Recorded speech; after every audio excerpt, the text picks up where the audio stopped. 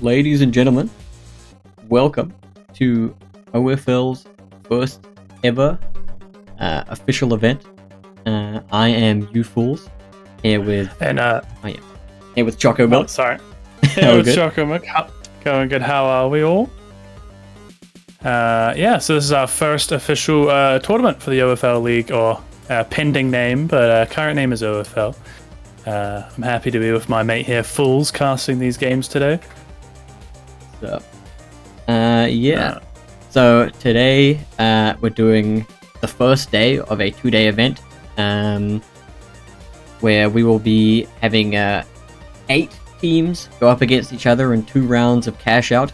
Then let me just actually switch over to the bracket to give you a better idea of what's going on today. So we have 2 games happening. We'll be watching both.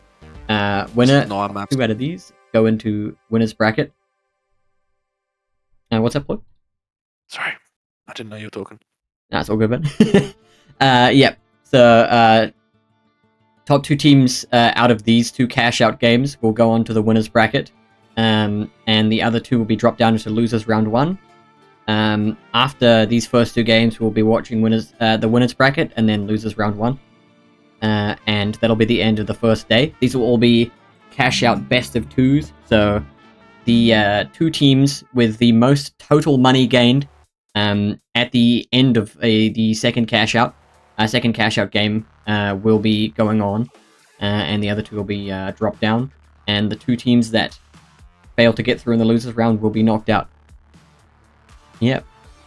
Yeah, there we go. So first day, we'll see how much we can get through. We'll go through all this. Hopefully we have some good games in our hands, most players. And then tomorrow will be way more intense. We'll have obviously the better teams playing, and even the grand finals will happen, which will just be a one-on-one team v team final round, best of 5, which will come down to the wire most definitely. So we'll see how we go throughout this whole tournament and who comes out on top. Going to be super exciting. First of all, we'll be covering game 1 here with... Excuse me, sorry. Let's do some introductions. So we got in game 1, we currently have the Coco Jambo team, as they want to be called. We have Tomb, we have Mogumaru, and Sentao. That's Team 1. We know Tomb is an OCE player. I do believe the other 2 may or may not be Asian players. I haven't played with them personally, so be really curious to see how they go. The next team we've got is Moss Bongo, Jacob Bumfluff, and Wormwinner. That seems like a pretty strong team. How to see how they go. I know that they grind rank by themselves quite a bit, so maybe their team comp and their compatibility together would be quite well. If you want to go over the other 2 teams. We have Prede, Crooks, and Diddytron here. Prede and Crooks, absolute fiends in OCE casual. These guys show up and you're getting absolutely shredded. You'll have no room to think. Diddytron, not a name I've seen that often, but if they're playing with these 2, he's sure to be a menace. Final team, we have the team who's come through the qualifying rounds. We have Greg, Chico, and Night Chemist. These guys had to duke it out against a couple other teams that through our seeding were put out of the top 8. And so we have Greg, Chico, and Night Chemist already with a win to their team. So excited to see how well they do against these bigger names we see here. Yeah, it is cool, even though the pure skill might be a bit unmatched. It's cool to see that we get every player in here, and who knows, a couple rounds, couple cash outs win could be great for the egos and even get them through at least maybe 1 or 2 games, which will be lovely to see. Bit of an underdog story. Yeah, absolutely. As we're here, and do we have anything we have to do, or should we do some more introductions, you think? I mean, there's not much else to talk about as we wait for this game one to start. Just sorting out lobby issues. As you know, the finals right now is not the most stable with its lobby system, so we'll work with what we have. But yeah, just bear with us as we move on here. So looking back at the bracket, we have game 2 going on. This will be happening right after this first one, if all goes well. In this game, we have Very Serious, Maximum, and Slixy. Probably, from our estimation, the best team at this event. Maximum and Slixy are two absolutely massive names globally for the finals. Absolute menaces in other servers, and now coming back to their home turf. I would be shocked to see these guys not go through pretty much all the way to the grand finals. They are just absolute menaces. Yeah. Next up, we have Callum Dixon and Zoyz. These guys have been names we've seen in a couple other events that we've run so far. Doing well, but not making it to the finals in any of the events we've run so far. Next two, we have Choco, if you'd like to take it away.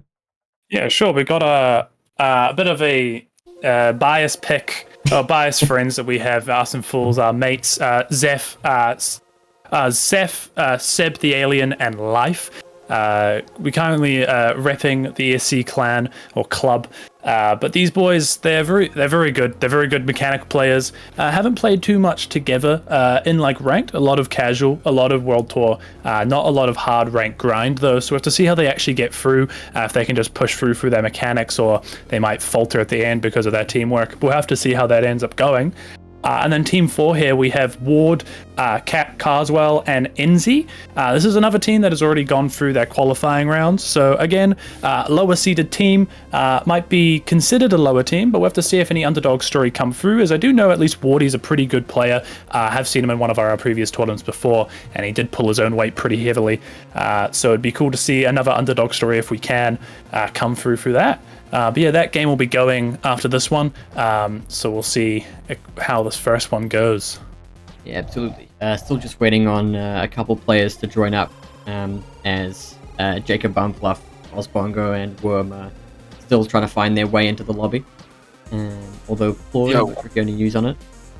I missed that part, sorry. But I do have the first map.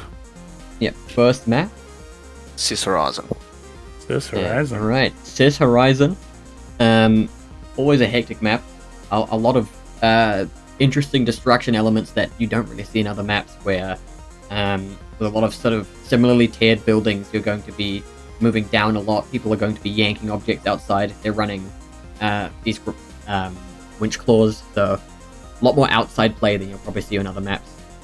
Yeah, a lot of very flat ground inside and out, and also just a lot of like long sight lines. So we might see some more least close range weapons come out there and see how each team plays it. There are obviously indoor areas, but there's a lot of flat zones, a lot of big open areas, some cash outs that are just straight in the open. So we have to see how that runs out for every team and how they go with that.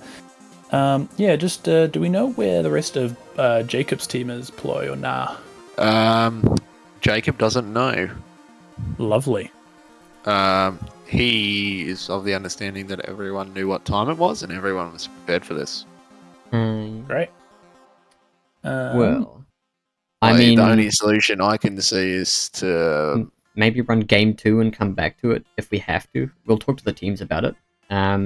But if those guys aren't there, we might just have to run essentially a quick cash, a 3-team cash out here, if that is possible with the setup we have. It's not possible with the.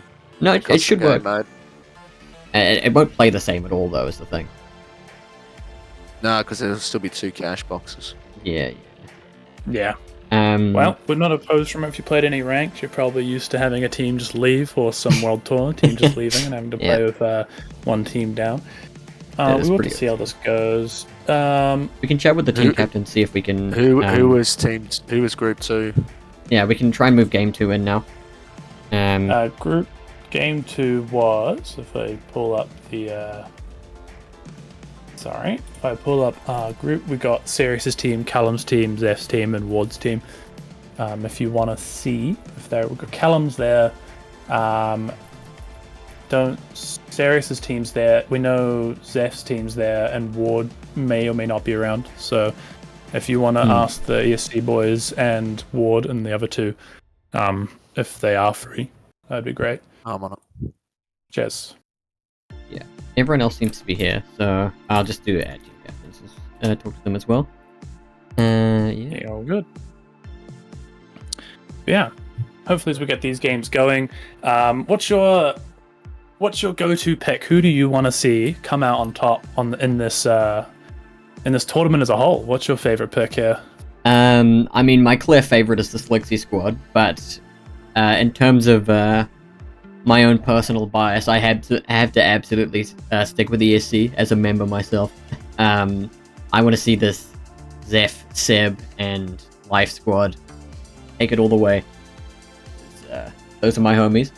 But, I mean, on the other side, if this Mozbongo team does show up, I would like to see them go far. I think Jacob, Mozbongo, and who was your last teammate again? Worm. Worm. They tend to play their own style, where, I mean, you'll see Jacob often switch to the meta, but when Jacob decides that he's going to do something, he just sticks to his own ideas and he makes it work against literally anyone and anything. So I really think that, of these teams here, probably the most unique ideas are going to come out of ESC and Mozbongo, so I want to see them go far. Yeah. It might be a little bit of a breakdown in communication. Ward's team has joined. We could just switch around, but it might mess up the seatings. It shouldn't matter. Do we want to switch up instead of Ward's team? Do we want to put maybe like Callum's teams in or something? I don't see why we should. We have the bracket set. Yeah. Okay. If game 2's with these squads. Yeah. Well, I'm just because in the lobby we have 3 teams from game 1 and then 1 team from game 2. Yeah, let's just remake. Just remake? I could just kick people. Yeah. Remake is a bit quicker. Okay. I'll remake it. Should we just make it whoever's game 2 to join? Yeah. I'll just add the team captains of game 2 as well. It's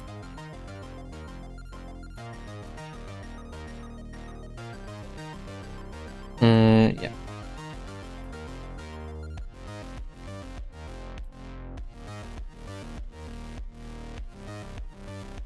Okay, I'll join that.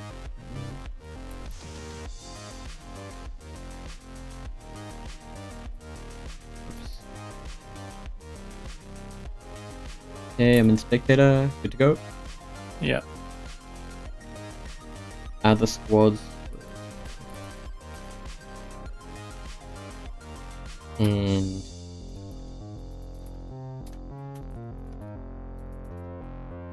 sorry, folks, as we try and sort out trying to put gamers organized and trying to make them punctual is pretty tough.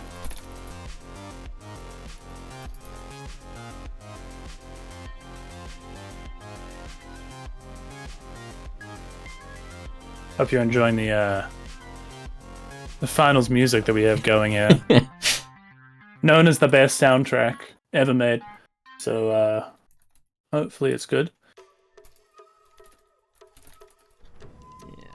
Yeah, we're just going to be running game 2 instead here if we cut back to the bracket. Oh no, we're already on the bracket, my bad. We're just going to be running game 2 first here due to some issues with team organization. Yeah. Lovely. It is what it is. There's only so much we can do, but should be fine. Just run game 2 first, and then we go game 1.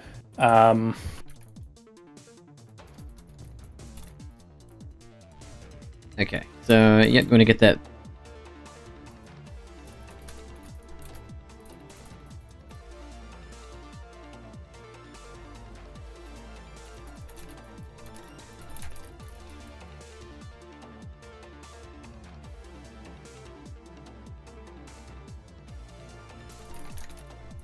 Greg's a bit lost.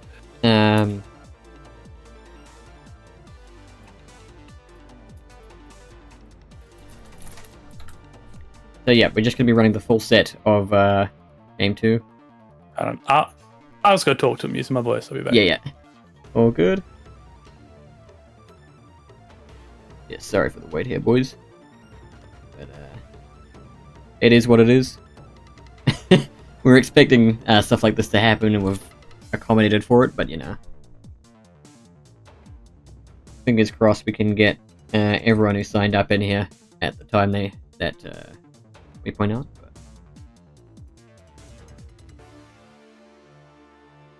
Okay. All right, should be all good if we get these players in now. All right. Got the code. I'll copy it across. Yeah, all good. Did I give it to you? Yeah. Oh, sweet. Alright, I'll have the map again. Alright, what map did they choose? So it's Cis Horizon first. Yeah. Yeah. And then it's Sol. Cis and Sol. Cis Horizon and Sol. Alright. You're out of here first. So game 1 match will be Cis Horizon. Our second one will be Sol. This was picked through just every team, just choosing some picks and bans, figuring out what we're going to play here for our first round of games. As the team starts getting into the lobby, hopefully we can get this game started. Only 10 minutes late would be lovely. Is there anyone who's not in yet? We're getting to. They're all joining now. We only just gave it to them. We've got two of the teams in. Yep. Alright, I might just mute myself for a second. I'll be back if we're under control again. Yeah, we should be all good as long as these other guys join. Sweet. Yep. Awesome. I'll be back. Awesome. Yeah, just waiting on Zeph and Sirius.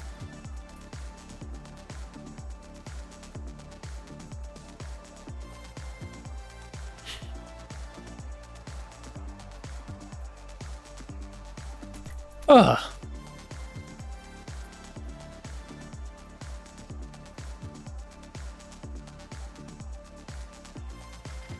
Okay, Sirius is in. Just waiting for ESC. Let's go down there and yell at them. I mean, this should be good. The boys are on it. Surely.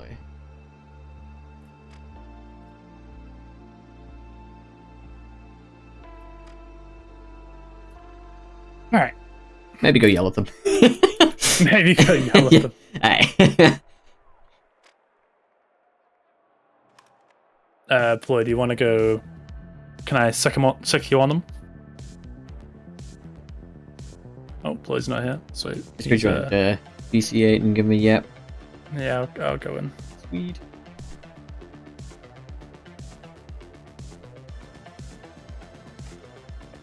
Don't tell me we have to remake again.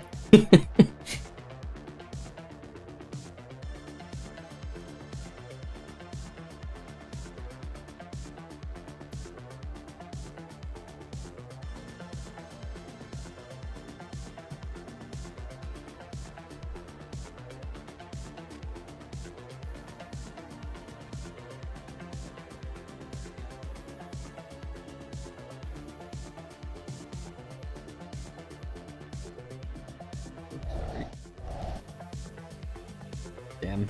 The truth revealed. Production values fallen off. We having trouble in the lot. Okay, everyone's here? I have arrived. Okay. Oh, you might want to reset the scene on the stream. Yeah. Alright, here we are. So, we all ready to go, Mr. Fools? Yes. Hey, here we go. So we're going to get started here on our first official tournament game of the OFL tournament. Yeah. We have here.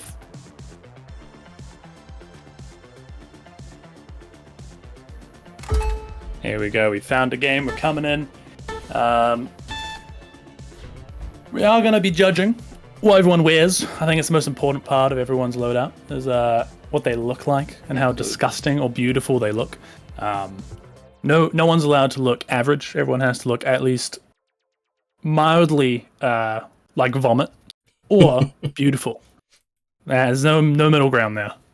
Absolutely.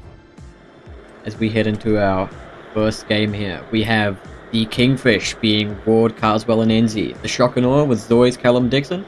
Steamrollers, Maximus, Flixie, and Very Serious, and the Big Splash as Zeph, Life, and Seb the Alien on this Sis Horizon map.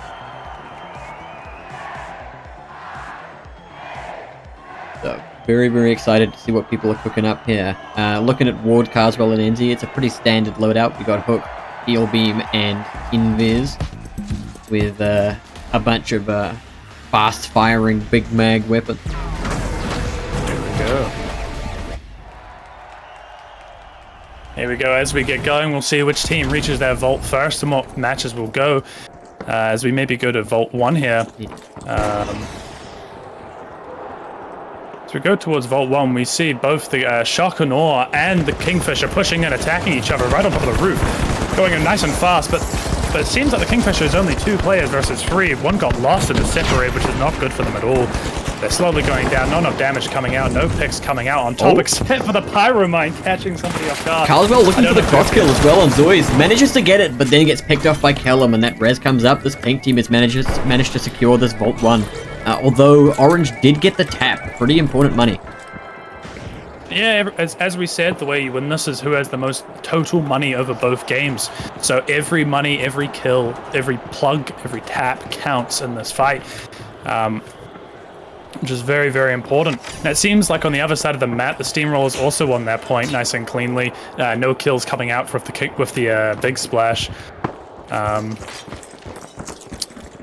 Let's have a look at Vault. Oh no, we'll go B. We'll go B. Let's have a look at B. Let's see what happens here when the Chocomilk and the Big Splash attack each other. As it seems like Zeph's on the bow here, coming above them. The cash out on the open. This might actually favor the Big Splash here.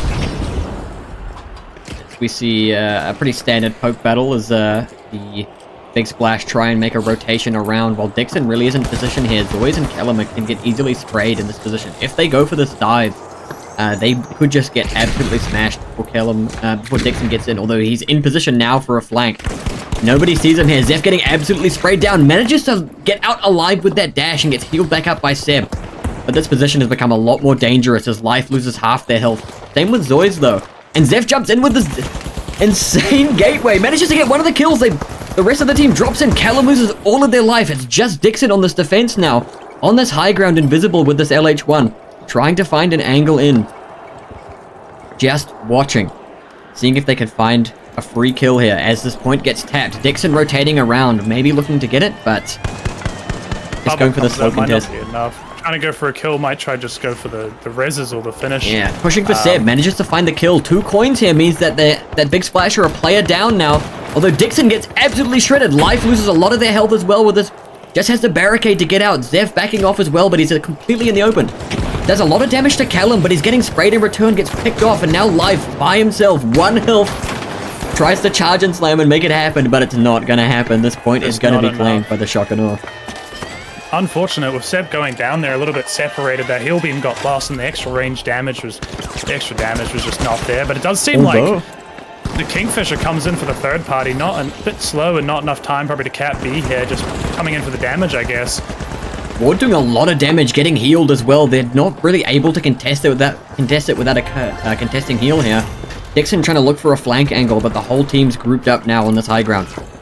As a vault spawns on the opposite side of the roof, and number 3 vault spawning in that other building means this orange squad is going to have to get sandwiched when they push in towards this vault 4.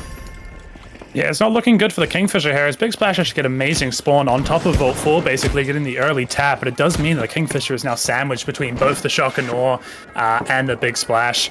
So we'll see how they play this, if they want to go for the point or they want to just play this slow and go for the third party. Both teams might just play really slow here. Everyone's pretty smart gamer here. Everyone knows what they're doing, hopefully. Big Splash trying to take this and run away early. They're getting flanked. The Vault's been left behind as they move off this position. This is actually not very good.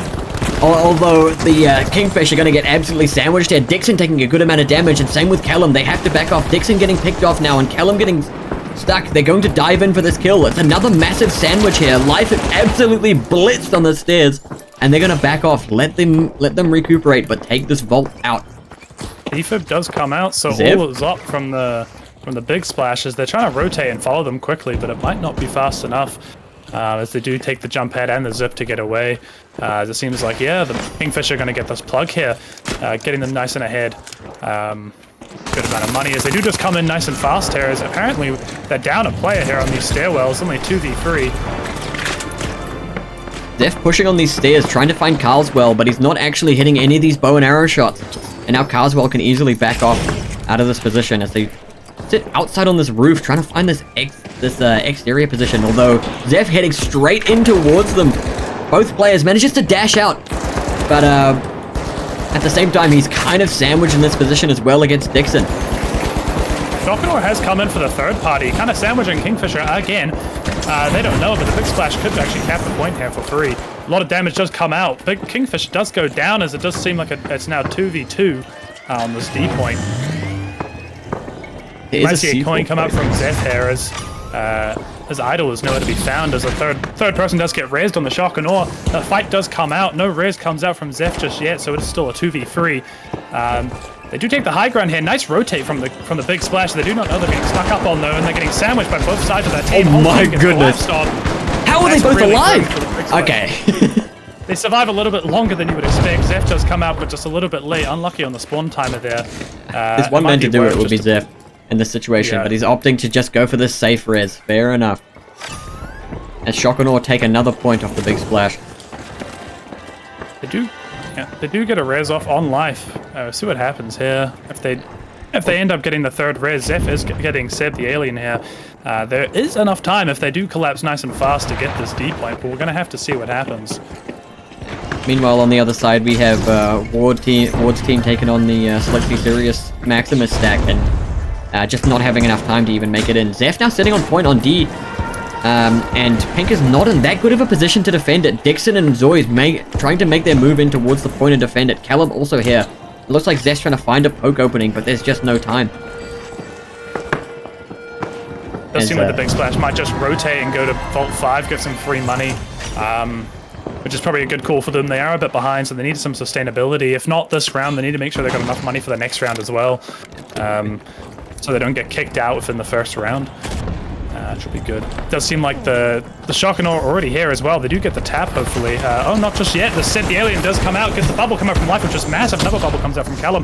That is a 2v3 here. A lot of damage does come out, though, so it's now a 2v2, which is a bit rough, bit scary. Dixon going to get the flank on Seb, manages to find this kill, and now Life's by themselves at these stairs against this SA-12 and LH1. There's no way you survive that amount of damage.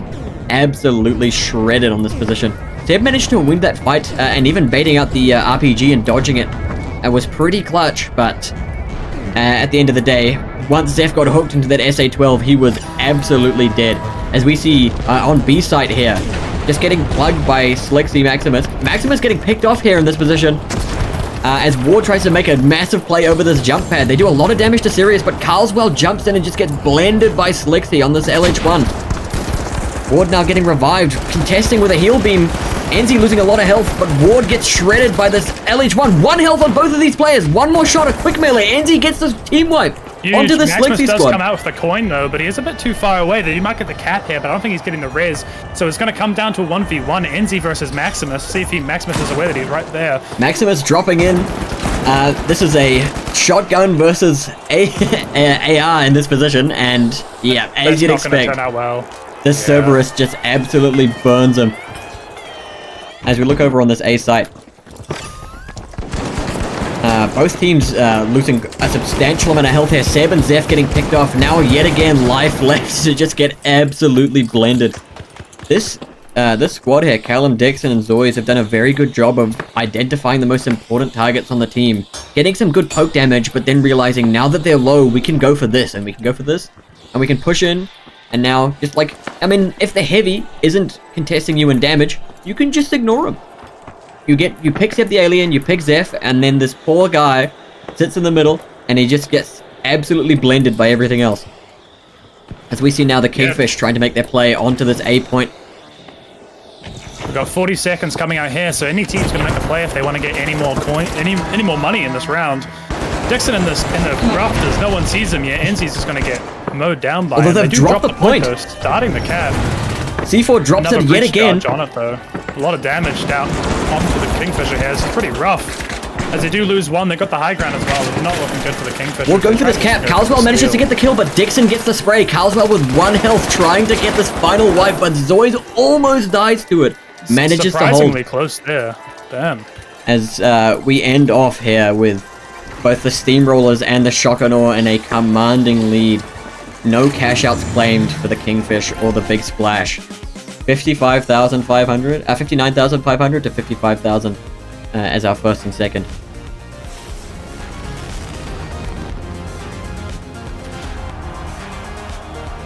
As we see the end screen menu being bugged for spectators as usual, 147k extracted. Alrighty. So game one, pretty demanding lead for this Sirius, Maximus, and Slixie. While on the other hand, we have this... I didn't get to see the results. Dixon... sorry, I'm blanking the names already. Dixon, Callum, and Zoids also making mad money. Do you have the scoreboard up? I did not. I've got a screenshot of it, so I saved the day. Could you please send that to me? Yes. Yep. Thank you. I'll just put it in the caster chat. Okay. As we prep for next game, our second map will be Seoul.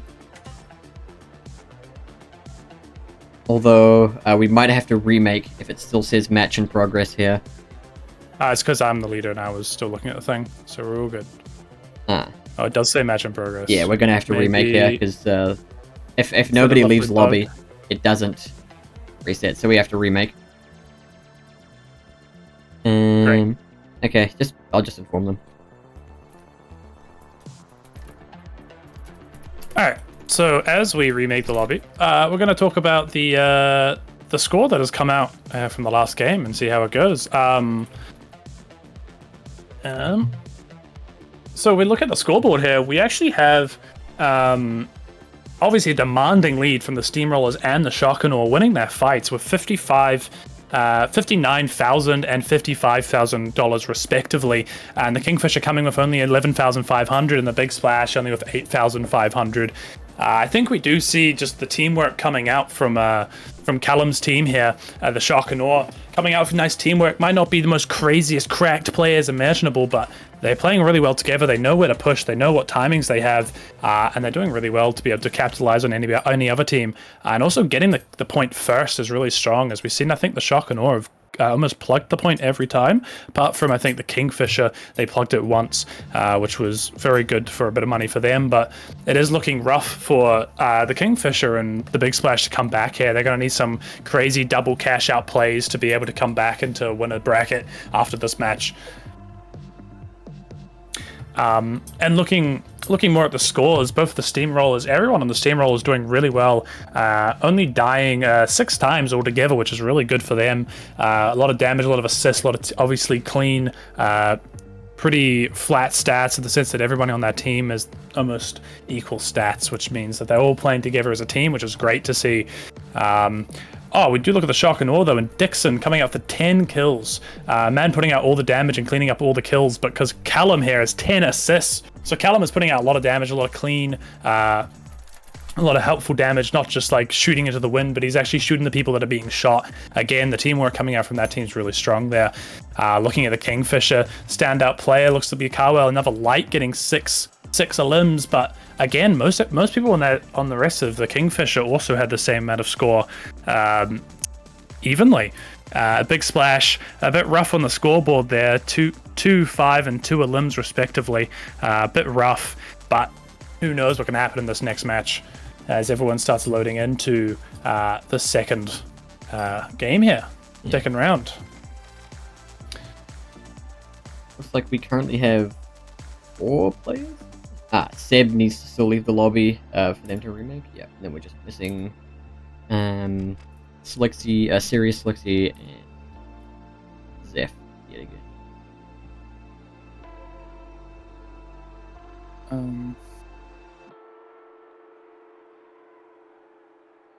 Okay.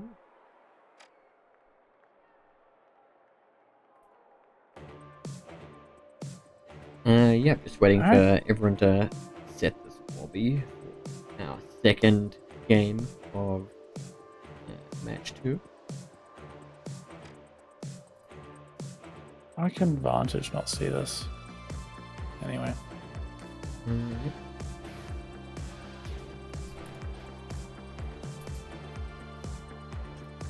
I guess they're sorting themselves into groups yet again. Yeah. Classic.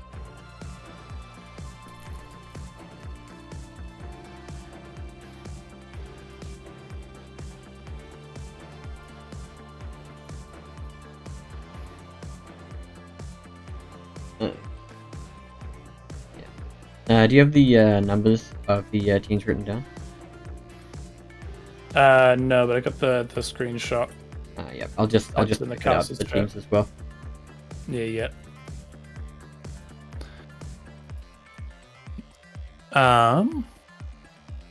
As we deal with the finals custom lobbies, but we can all praise Embark as they are officially next season making changes to the spectator system and the custom game system. I'd like to thank Embark for making it hopefully better than it currently is. I'd like to appreciate Embark for everything they do for this game. I joke that Embark may be good or bad, but Embark is great. They made a great game, and I think their balancing is and their feedback and their community manager and all the way they communicate with the community is really, really, really good. Big shout out to Embark making a fantastic game that we all love to play. Yeah, absolutely. Yep, we have the money for the bottom two teams. It was 8,500 for Zeph, and for Ward Squad it was how much?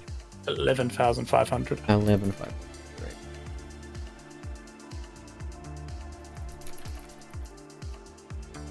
Got one more team that needs to get in. We have who are we missing? Sirius's team.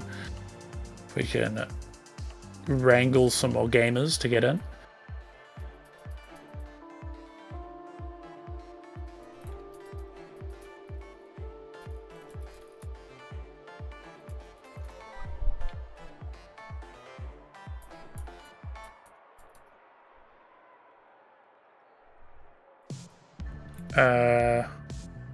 They want the code. Code is... I'm just gonna DM it to them. Yeah. Code was already shared. Yeah, but he said that Sirius is being silly and can't find it, so I just DM'd it. Hey guys. Who's this guy? Hey, Play. We're struggling to get an invite code to someone. It's all good. I just sent it. To him. Random guy in the Discord chat just created his own lobby. Bro created his own lobby. Alright, everyone's in. Are we ready to go? We're on Seoul. For our second round, again, the collective money gained on both of these games is whoever goes through the next bracket. As we get going, I'm going to press the start game as we try to find a lobby. We all get in.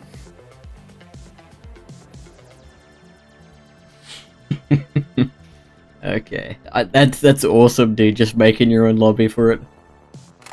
Yeah, just make your own lobby. Start your own one. There you go. Dude, they actually joined it, which is the funniest thing. Bro just made his own fucking game. Hell yeah. Hell yeah, bro. Putting it together. This is the glue that we need for the Oceania community. Alrighty, as we head into game 2. Random stranger. Onto Seoul Standard Issue. No under construction today, sadly.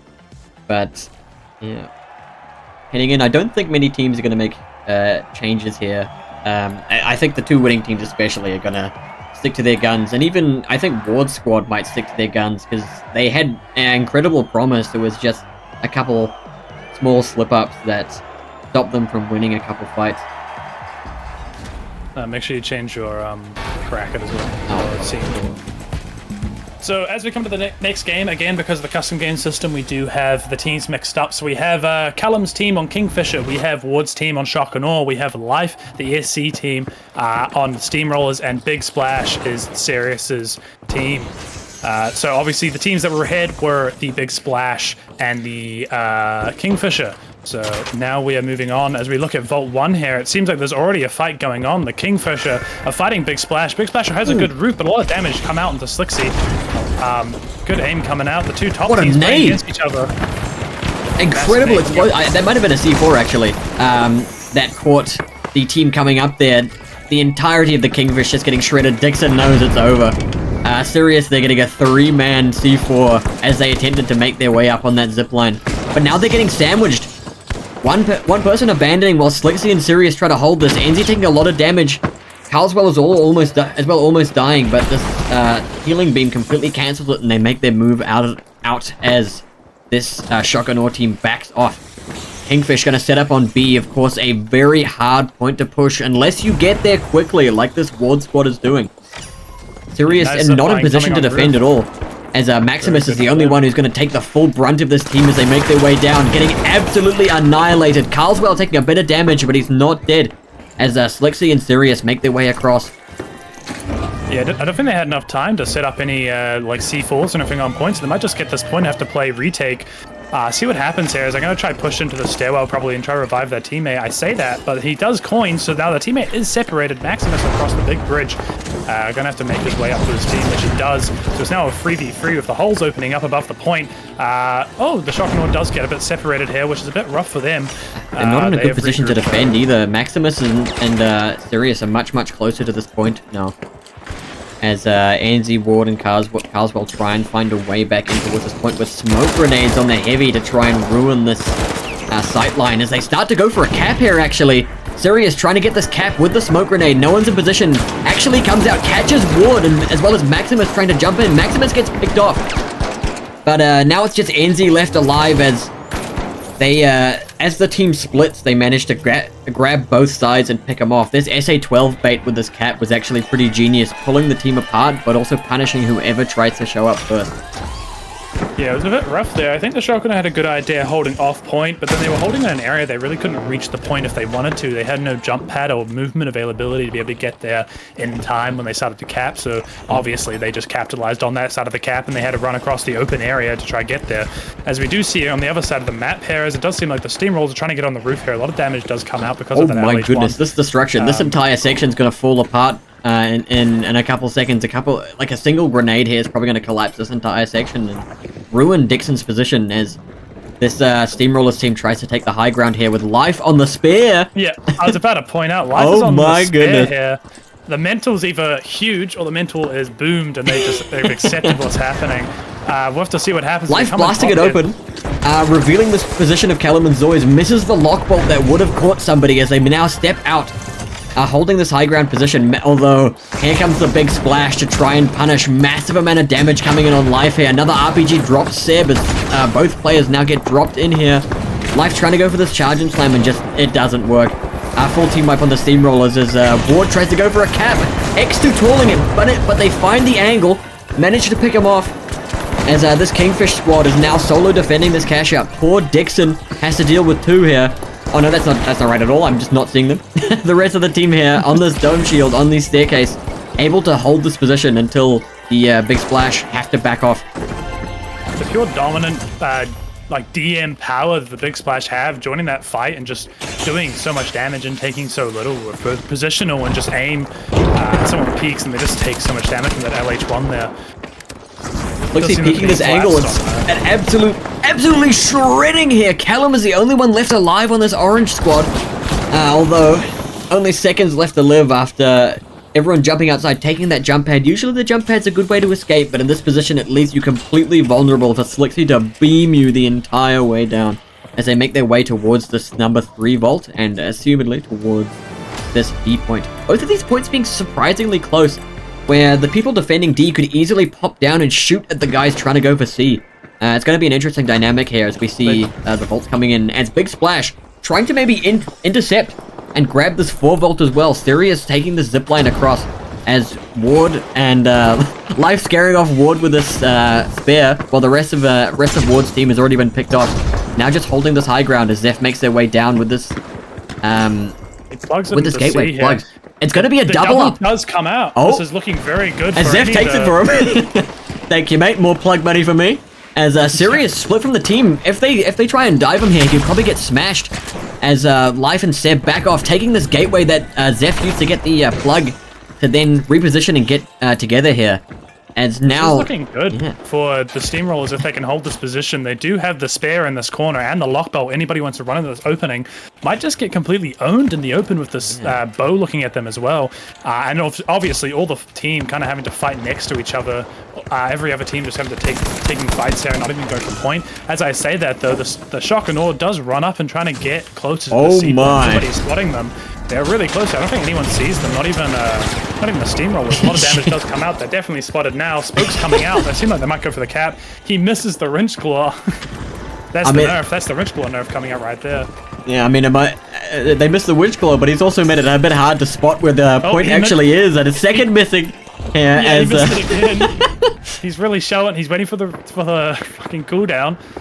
Yeah. Even though he's missed it twice, I do think the Steamrollers need to make a move here. They're going to pull it, and there's not much they can really do. I do say that some nades need to come out. RPG opening up, this dome shield gets placed, a huge amount of damage, two-man lock bolt, but the rubble has completely blocked them off. They have a free cap in this position, only open to the side, but here comes the big splash to go in. There's SA-12 pushing in, shredding Ward, but Sirius takes a lot of damage for it as well. Carlswell now getting charged and slammed as NC is the last alive on Shock and Awe, getting wiped. But now this big splash team is about to get spared by Life. He's charging in. Tries to catch them. Need to follow up with the damage. Slixy losing a lot of health to the Zeph bow as well. To be fair, though, I don't think they want to chase that. Obviously, the Big Splash want to try force them to get the C point. They want to kick out the other team so they have a Kingfish committing here? This is incredibly bold with Callum on 1 health. The charge and slam comes out, catches Zoys, catches Callum. Dixon getting sprayed, manages to get out with his gateway, but the rest of the team is gone. There's no other opening here. This Steamrollers will secure with the spear. 3-man lock bolt here, catching the entire team. Carlswell, the only one left alive, getting sprayed down by Seb the Beamer. As Slixy now tries to make a rotation in, catches this glitch trap, but looking to maybe get some cross kills. No one in a good position for it as they move off here. My goodness. That is looking very good for the Steamrollers. We don't know if that's going to push them through to the final round, though. We're going to have to see as they don't get any of these touches on these vaults, and they're probably not going to get any plugs as well. Yeah. If they can get a plug and maybe even a cash out, that might push them far enough in to get to the second winners bracket, but we're going to have to see, obviously, how this game turns out. As we look at B here, 5 gets teleported straight to B as the Kingfisher put it in, so it does seem like this game's a lot closer than the last one. A lot of damage does come out. Slixy almost killing Dixon in this elevator. He does take the elevator to get down, though. A double's going to come out on B, a second double. This could be amazing for any team that needs the money. A lot of damage does come out. Slixy on the roof, the LH1 again, very powerful with that gun there. They do have the point. Splash manages to scare off and wipe this Shock and Awe as this Kingfish team as they secure this point. I'm shocked the bridge hasn't broken yet. There's been progress made, but nobody's actually cracked the top side of it now as we see the Steamrollers making their way in. Life trying to take the most open path in. Now drops the floor directly into the line of sight of Sirius and Maximus as they make their way to maybe hold from the roof. As we also see trying to use a gateway to get across here from this Shock and Awe squad. Now on the high ground, Maximus the only one up here, takes a good bit of punishment, but he's dropping straight down. This is the last point, by the way, so this is going to be really close as all 4 teams are going to converse right on top of this point. And obviously, whoever gets this point might push them right through to the final round, so this is a very important cash out. Shock and Awe making their way in, going for this cap with the X2 Tall, but Slixy sees them with the smoke grenade, sprays down Ward already. As now Carlswell makes their way in. Oh my goodness, did Slixy just fall to their death through the gap? NZ going for the revive. Onto Ward here as well. There's another player jumps to their death. What is that? This hole taking so many lives. The pit has claimed more lives than most players in this game here. Sirius, last one alive, getting chased down by the entirety of the Shock and Awe's. Life makes their way in towards this point. Now looking to grab, jumps at all 3. Gets absolutely annihilated as a Shock and Awe attempt to go for this cap for the second time with these smoke grenades. Getting sprayed down, a bunch of explosive damage. NZ still alive somehow. Ward taking a massive amount as well. Dixon trying to make their way in. Ward going for the last second cap. Live also dropping in for a right click. If nobody caps here, this big splash team will take it. And yeah, with 3 seconds left, nobody else can hold. Somehow the big splash, after dropping so many people into this pit, managed to hold this point with Sirius delaying. My goodness. What a close game that was. Make sure you don't leave the lobby this time so you can see the scoreboard. Oh, yeah, absolutely. As we see who's going to win this round, as we do quick math, hopefully before anybody else, so it doesn't get spoiled. I do believe that even with this great performance from the Steamrollers, it's going to be... I don't believe it's enough. Callum and... Callum's team and Very Serious going through. 67,500, even higher than the first game. 500. 3,800, 500. A valiant effort from the Steamrollers, but the initial lead from this Callum squad in the Sis Horizon game is just too much to overcome. Hold on. Is that correct? I don't know. 55k. 55 plus 18. Yes. It's not close. It's not close. It says. I was reading the wrong thing. The results are as you believe. Yeah. You're so right. You can declare that. I'll give So you yeah, the exact numbers. as we officially decree, so we have the team coming out first for the game 2 of game 1 of game 2. We have Very Serious's team coming out on top with a grand total of 100 and a lot of money. Let's just say a lot of money. $127,000. $127,000 coming out collectively. And then we have on second place, we have, what was it? It was Callum's team coming out with a grand total of 73,500. 73,000. You've heard it from the mouth of the man himself. As we have two teams going through to the winner's bracket, the rest, unfortunately, going down to the loser's bracket. Going to have to fight it out for their lives to see if they can stay in the tournament. But yeah, close game near the end. That second game was definitely a lot closer than the first. Coming out quite tight near the end there, which was good to see. Thrilling stuff as we make our way back towards this game 1. If we look back at the bracket here, progress being made by... Oh my goodness. Progress being made by Sirius and Callum. While ESC and Guna Squad not out of the event yet, still into losers round 1. There you go. Which will happen a bit later. Made the same mistake again, classic. But on the other side we have game 1 here. Coco, Jambo, Mozbongo, Prede, and Greg. It seems like the Mozbongo squad just isn't present here, so we're going to have 2 subs filling in. Jacob Bumfluff, Moda, and Hubris taking the slot. There we go. I'll get into pick bands. Yep. Yeah, go for it. Oh, should we just play same... Oh, no, pick bands. No, pick bands.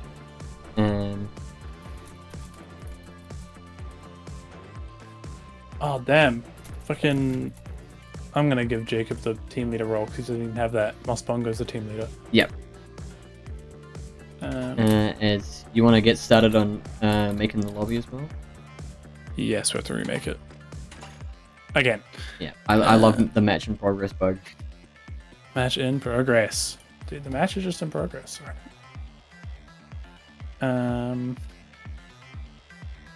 Here's the new code. Okay. But now's the time if you're watching to go get some water. Go to the toilet, as we're going to have to sort out this next... get everyone in here. I'll see you guys in like 5 minutes or so. Yeah. Bro drunk too much water.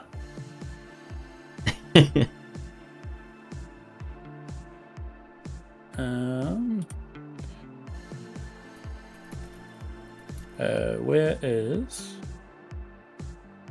my friend? Give him that. Here we go.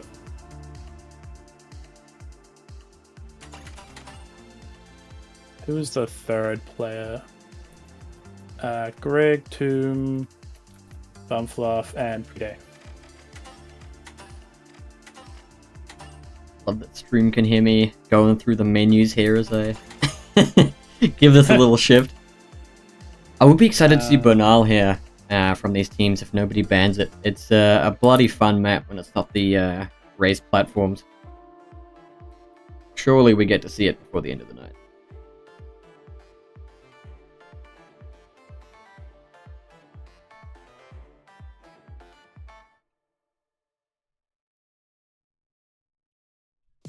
All right.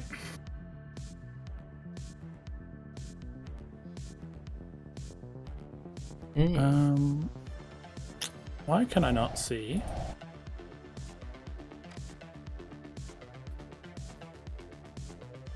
There we go. Stream chat was not loading for me for some reason.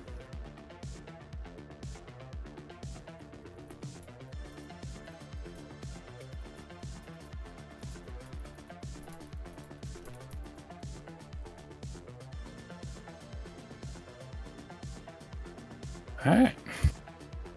But how are we all going, chat? We enjoying the games? Any issues with the stream? Hopefully not. Hopefully it all works out. Hopefully it's all looking clean. Hopefully our voices are all clear enough for you guys, and we're not talking over each other too much, as it is hard with Discord. With the whole Discord delay, it can be hard.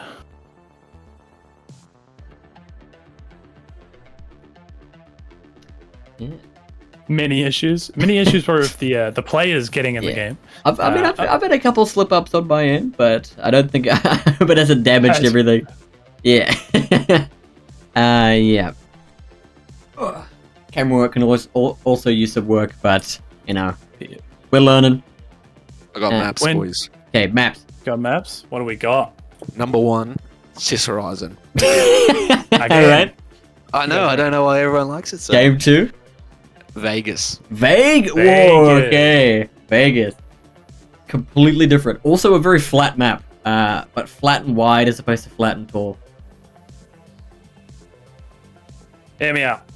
Vegas and Cis Horizon are like the best maps, in my opinion. That's insane. I love those two maps. I've always been a Vegas lover. Ever since it came out, everyone hated it. When it came, everyone was like, "This map sucks. It's confusing." I'm like, "Listen, this map's great. Shut up." It is amazing. Dude, they hated Jesus because he told the truth. Okay, I'm here spreading the great gospel that Las Vegas is the best map. Yeah. Crucify you for it. Preda's squad. Alright, I'll chase them. Do they have the thing? They could.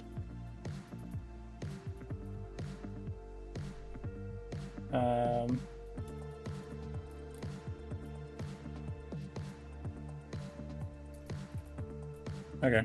You see that from Vantage? I think you said it a little bit ago. Yeah. That's completely fine. If to accommodate, we can shuffle the event. Just that's fine. Yep. I'll just do team captains now. Sweet. Alright, as we wait for these players to get in, I may as well do another roll call if we have forgotten who's playing in this round of games. Yeah. We have in Team 1, we have Toom, Mogamaru, and Sendo. Team 2 has changed up quite a lot since we last announced it. We have Jacob Bumfluff as the team leader, Hubris, and Moda playing in one team. Next, we have Preday, Crooks, and Diddytron. And then on the third team, we have Greg, Chico, and Night Chemist. We'll have to see how this game goes. It might be closer, it might not be than the other one, but obviously we'll have to see what happens in the finals. I guess we'll be good to go. We'll start in everyone's in. We'll start in about a minute.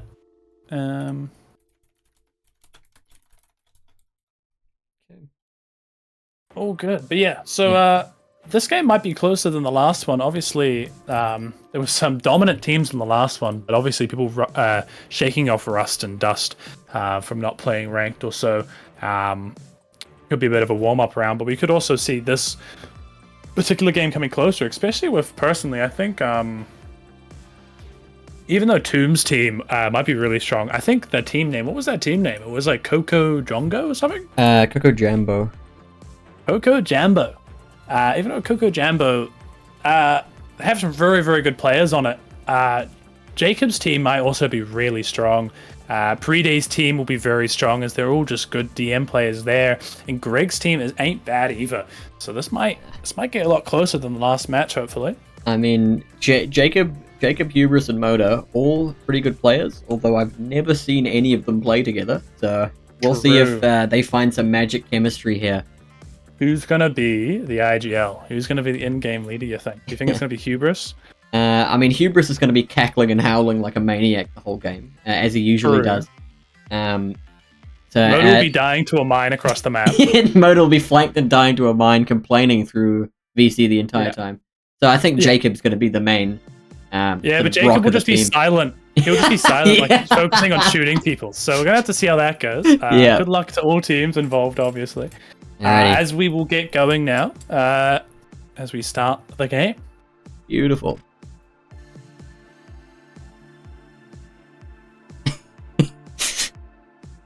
Oh, you got your water? You all hydrated, my friend? Oh yeah, I got one of those longest drink in town giraffe cups. Oh, dude, holy! If you're from New Zealand, you know that just make drinks taste better.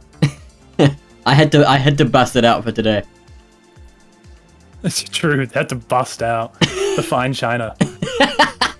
yeah. Alrighty.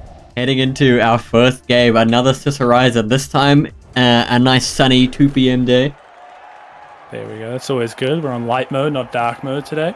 As we call out who's on what team, we have the Kingfisher, who is Greg, Night Chemist and Chico, Shokanor, who is the Coco Jambo team, Tomb, Sento, and Mogamaru, Sentao, Steamrollers with Hubris, Jacob Bumfluff, and Moda, and the Big Splash with Diddytron, Preday, and Crooks. A lot of very well-known pub bullies here. Let's see how they all stack up now that they're forced to all face each other in a single game instead of only seeing half of them in Quick Cash. Here we go. As we look at Vault 2 here, it does seem that Shokanor gets here fast, but because of that, the Big Splash do get the high ground here. They might be able to make something happen if getting the height and shooting down on them, but it does seem like the Shokanor does have a DMAT, which might help them in this situation, as I do believe the Big Splash is using heal beams, so it'll be harder to take this advantage of this high ground.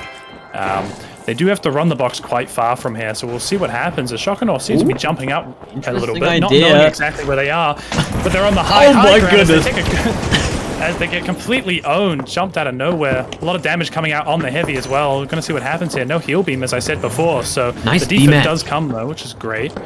Great DMAT play there from Sentao to pull Tomb and him out of the way as the Big Splash tried to chase here. I think I have now... Okay, thank goodness. Just had to clear a bug on the screen I had the glitch effect on, but as we see a charge and slam absolutely blending all of the Big Splash. A huge amount of damage coming out from Sentao behind him as well, as this Tomb squad runs it. And as we look on the other side of the map on A, it does seem like the Steamrollers have hunkered down, is probably a light way to put it, onto the A point. A lot of goo coming out, all sitting in one room, but it does seem like the Kingfisher are on the roof above them. C4 coming out, opening up the roof, looking down on the players, damage coming out on that heavy Hubris. A lot of damage from Moda though. Kind of trading damage. Moda dropping right to the bottom, kind of separating from his team, but we'll see what happens as he uses the gateway. Bubbles coming out a little bit early. Some abilities coming out here, but no real contact between both teams as everyone's playing pretty slow here. Again, Steamrollers playing on point, playing nice and close, trying to watch every entrance, going it off. Trying to find an opening with the Kingfisher that they're using C4 again to open the roof. Same thing as before. He might get a sneaky angle, but the Pike is on Jacob Bumfluff, so he might be able to get that angle and use it against him. A lot of damage coming out onto Chico. 1 HP now. But it does seem like the Big Splash are come up from the flank, not wanting to fight Pink Team. It's coming around the corner to third party. Oh my goodness, Diddytron dies in a frame. The blend from Night Chemist and Greg completely annihilates them. This Big Splash push has been completely halted now as they hold this point. Absolutely nothing that this purple team can do against it. Hubris actually going for the charger slam, gets the interrupt, and here comes the Big Splash at the exact same time. Moda also in a good position to defend and stall. This could be the Steamrollers now if they get this interrupt against Preday in this corner. Moda trying to go for it, but this piece of this object and this barricade block off. Big Splash with a robbery here. In the way. Big Splash gets the third party cleanly. I think they might have been able to cap that. Oh, maybe. No team wipes, though, so that's pretty interesting. Oh my goodness, there he goes. A lot more damage coming out. only one up on Kingfisher as Nightcamp's just by himself. Moda kind of chasing, but on 1 HP, so we'll see what this happens. The fight does come out, and the Kingfisher officially does get wiped, as that fight seems to be over.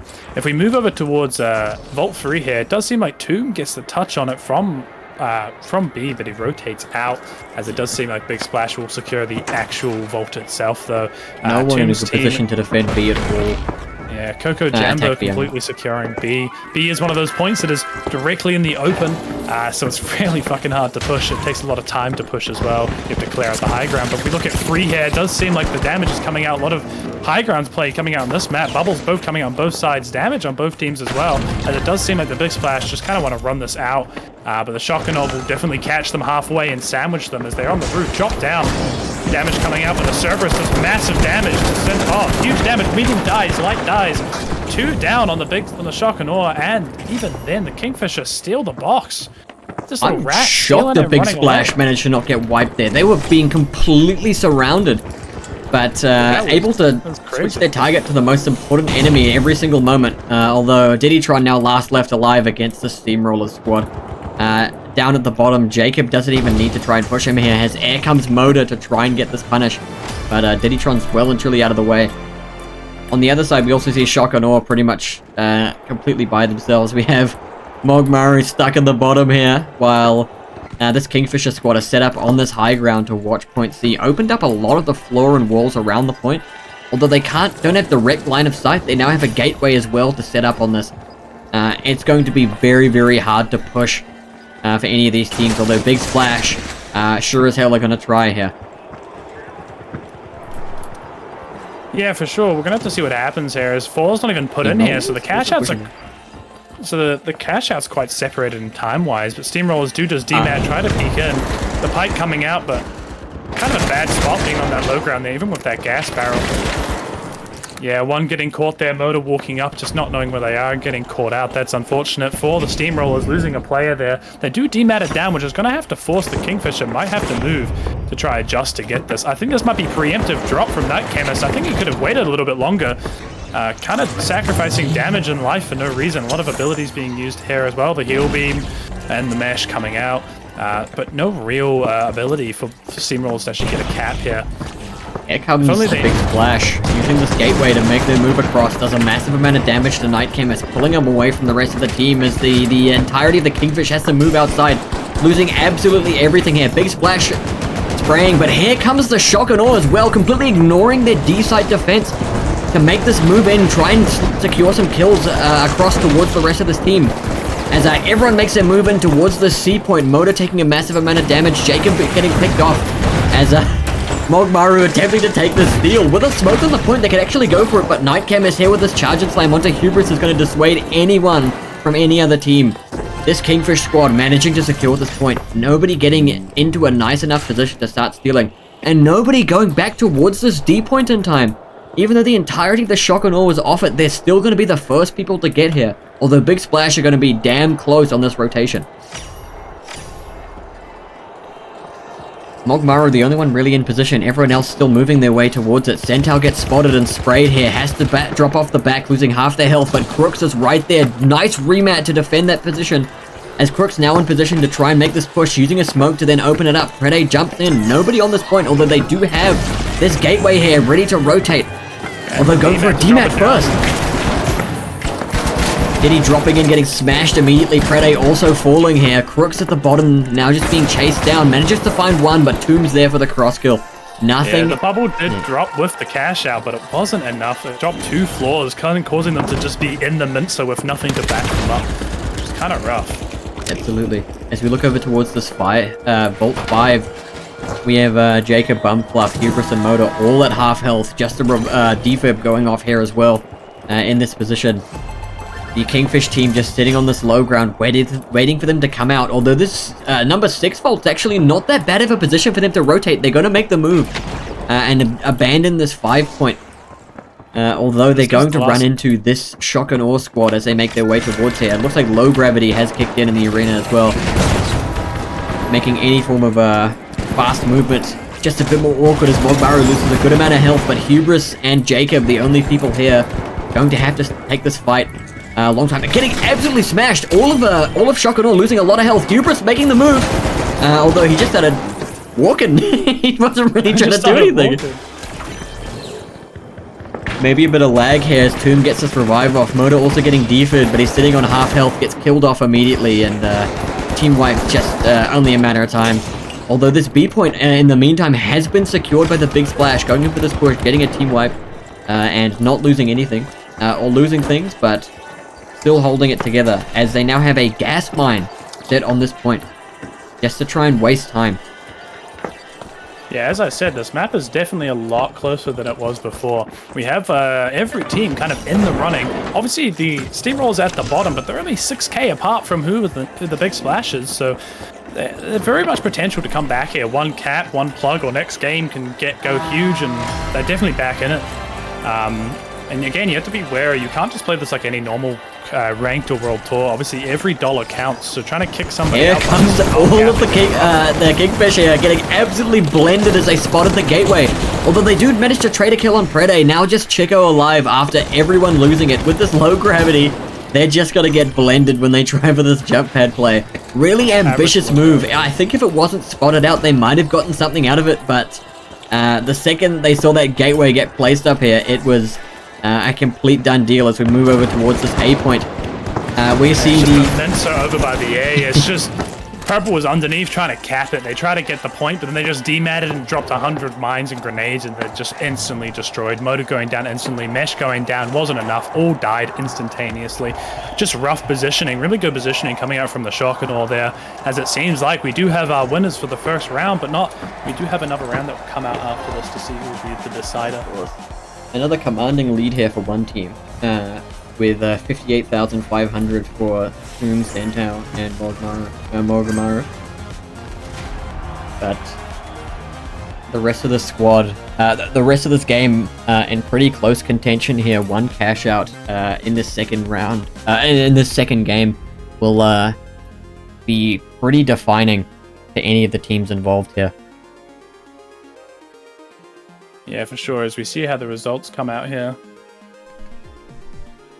Yeah. A shockingly low amount of kills on this. Never mind. It's just a low amount of kills game in general, I guess, but I haven't played Cash Out in a while. It's hard for me to judge. But, I mean, Chocomilk just clearly in the lead. Matching the damage on their two non-light players, but Tomb going absolutely nuts here with this LH1 5k damage. Next closest is Moda. I'd like to point out the 0 deaths on the Chocomilk heavy as well. Oh my goodness. Just very clean gameplay, I think, from all, very team-oriented, as the 10 assists come out also from the medium. Just like a lot of follow-up damage and a lot of working together. Kind of crazy, the 0 team wipe. I'm shocked the heavy didn't die there with a DMAT on the team instead of a heal beam. You'd expect these teams to be in a bit more dangerous and more volatile positions, but just such good positioning, such good communication to sort of keep each other's backs and make sure that if someone is in a bad position, they're able to get out immediately. And as a result, they never really got punished. No deaths on the heavy is absolutely massive for the Chocomilk team. Yeah, it's massive. And as I said before, even though the Chocomilk got a massive amount of money near the end there, everything else is reasonably close. Steamrollers did only get 10k dollars, but to be fair, that's not too far behind. Big game next one could really push them over the edge and get them through. Yeah, absolutely. Even then, the stats from the Steamrollers aren't even that bad. Same amount of deaths and almost the same amount of damage as everything else, but it's just like they must have just not got the point, not enough touches, not enough plugs. Which is very unfortunate, not being able to secure that, even with the damage and the kills coming out. Absolutely. Second map being Vegas, of course. I'm quite interested to see where these cash outs are going to be placed, because Vegas can have some very, very polarizing cash out positions. Especially the one on top of the sort of main central dome can be extremely dangerous. One good team who gets it in first can usually hold it for the entire time.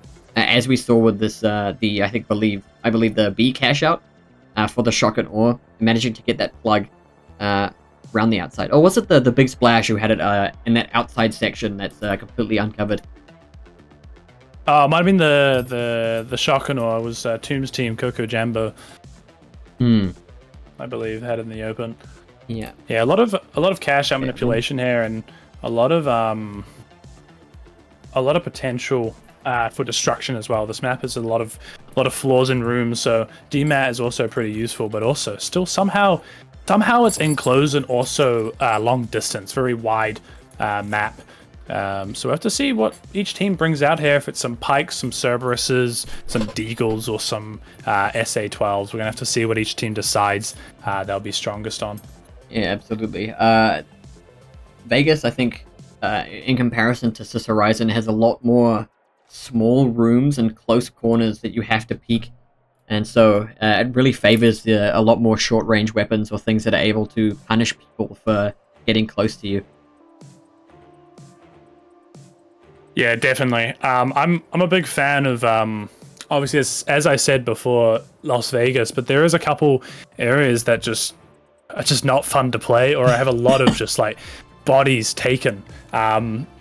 Like the one that really gets me is the car park. The car park is like a very weird one where it just seems like every team ends up showing up there, and everybody ends up dying, and the whole car park ends up exploding. It's like a Michael.L movie, and you got to see who actually comes out on top there.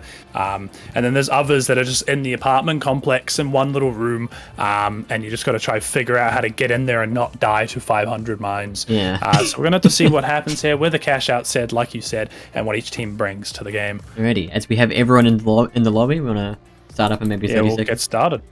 Okay. Yeah, we'll get started in 30 seconds. Okay, like a handful of seconds, just so everyone's aware what's going on. And yeah, as we come into the next match, again, if you're just joined into the stream, the way this works is the best of two, and what team has the most money over the course of both of their games goes through to the next bracket, and the bottom two teams go down to the losers bracket, and then from there we'll see who get kicked out, obviously, or who goes through. Yeah. As right now we have Tomb, Zentao, and Mogumaru, and I believe, Prede,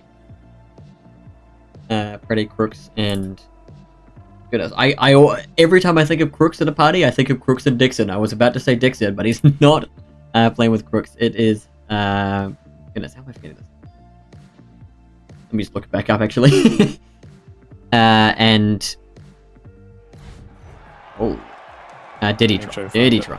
There you go. Big man himself here as I switch back to the proper screen. Teams have been shuffled around, of course, as we had to remake the lobby. So we have the Kingfish with Diddytron, Prede, and Crooks. The Shock and Ore with Santao, Mogumaru, and Tomb. And Steamrollers with Jacob, Bumfluff, Hubris, and Moto. On the Steamrollers again. And then Big Splash, Night Chemist, Greg, and Chico, of course. As we head into our second game of this best of two on Vegas.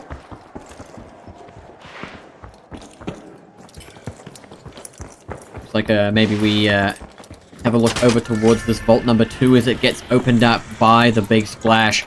Now looking to make their way up onto the top of the hotel. Mogumaru and so they might just try to steal it and go up, but it does seem like the Shock&Awe have entered the room and had dropped the point, so the gateway's not going to work as the box has been dropped down. They might just steal it from them in the Big Splash, none the wiser, as they decided to gateway it themselves just to steal it away. Slick. Now the Big Splash is just too far away to be able to do anything. They might taking the gateway back. Actually, they're not in the worst position to make this move. They go for a bit of a split here as a bit of movement used that maybe could have been saved, but this A vault is 100% going in, although there's no way they get here without being contested. Now they're going to see this cash out dropping via this DMAT when it gets into position. A lot of explosives coming the way. They see the cash out drop, and they're going to go for this peek here. A huge amount of damage going out into this team. A great RPG, but no one dead yet. As I say that, people start getting picked off. Sentao dying, Tomb dying. Just Mogumaru left alive on the squad.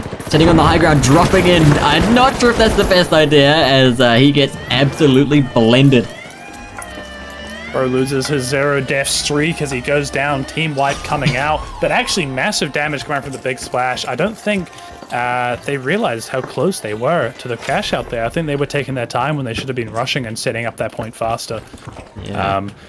But massive RPG coming out, early damage coming out when they weren't even aware and just like completely collapsing on top of them. As we do see the Steamrollers coming to fight this A point, but it does seem like the Big Splash already have the height on top of the A point, so they might see them coming, get some early damage down. It does seem like Big Splash is on the pike again, so a lot of damage. This might work out a lot better for the Big Splash here.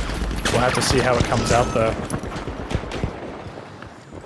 This is a tough position for the Steamrollers. Even if they hold this for a couple seconds longer, this Chocomilk team is going to be on their backs.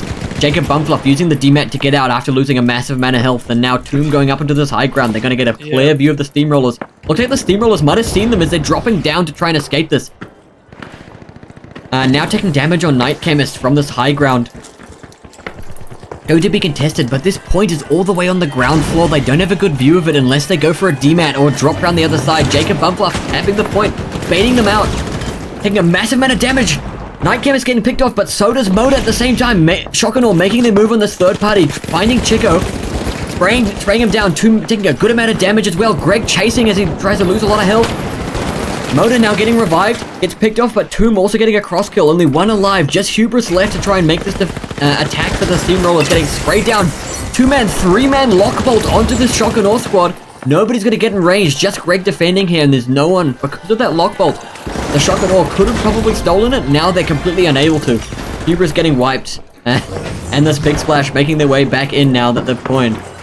Yeah, very good job from Greg there. Obviously no kills, but a lot of damage and a lot of chasing and a lot of just getting them off point. Done really well from Greg. Just completely securing that point for that team. The coins coming out being a little bit extra, but as long as Night Chemist doesn't die here, I think it's great for them. As I say that though, the Steamrollers spawn right next to number 3 Vault, as they do just try to... It does seem like the Big Splash do want to just gateway this, but they might just drop it and just steal the point like they did previously. Prepping this lock bolt on the position, immediate glitch nade takes them out by Greg, I believe. As now sandwiched by 2 teams yet again, this Steamroller squad needs to get this vault and move. Trying to grab it, but it's stuck on this chair. It's chilling. It really wants to take a seat. It's just tired, man. It just wants to sit down. But they do just take, Steamrollers do take this. They might actually making their move. Chico peeking out. Nice goo nade to block off this line of attack as Purple get this plug. A bit of punishment coming towards Hubris here, but he manages to get out and be just fine as Chico going for this immediate push. So many goo nades to delay this push. Night Chemist peeking around as well. This destruction's actually given a great angle for the Big Splash to look onto this point. Just the great angle to be able to look and head peek over this. As it does seem like the Steamrollers are holding off point. I don't know if they've got C4 or something on it or away, but they're jumping onto the roof, trying to take this fight onto the roof. The big blockball coming out. Night Chemist stuck in the open. Chico stuck in the open, gets completely destroyed. 1 HP though, does survive. Motor securing the kill. 1 up. Greg is the only one. So 2v1 here. See if Greg can secure anything. Might just try to go for the revive. Tries to go for the fight. Motor chasing still. Ain't no way he lives this, man. He's got to get completely out of here and cede this point. Steamroller's managing to defend against the Big Splash here as Greg makes a slow rotation around, waiting for his teammates to respawn. Yeah, it does seem like they're going to wait for the coins here and see if they can get up in time.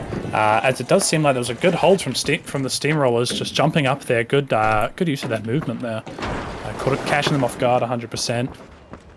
Greg is waiting. It does seem like the Big Splash does spawn on the other side, so it does seem like Steamrollers might get caught out here, might get sandwiched. They're caught right on the side. They don't see them coming. They jump up though, and Moda does die early. Moda gets shredded. The rest of the team getting spotted now, having to use this DMAT to escape here, but Greg's dropping in and chasing. Trying to find this angle, finds a good line on Jacob Bumfluff, gets a good amount of damage for it, and here comes a charge and slam from Night Chemist, ignoring the DMAT.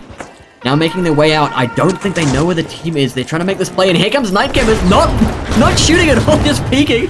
Point drops in on top of their faces. Thinking they're friends. Going for a steal, but they're getting sandwiched here. Diddy Tron in position. A massive spray coming out. Hubris gets picked off. A lockbolt now latches to the point as well.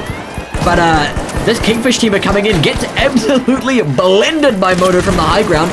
As Jacob Bumfluff also has a great angle. Moto taking another kill on this low ground.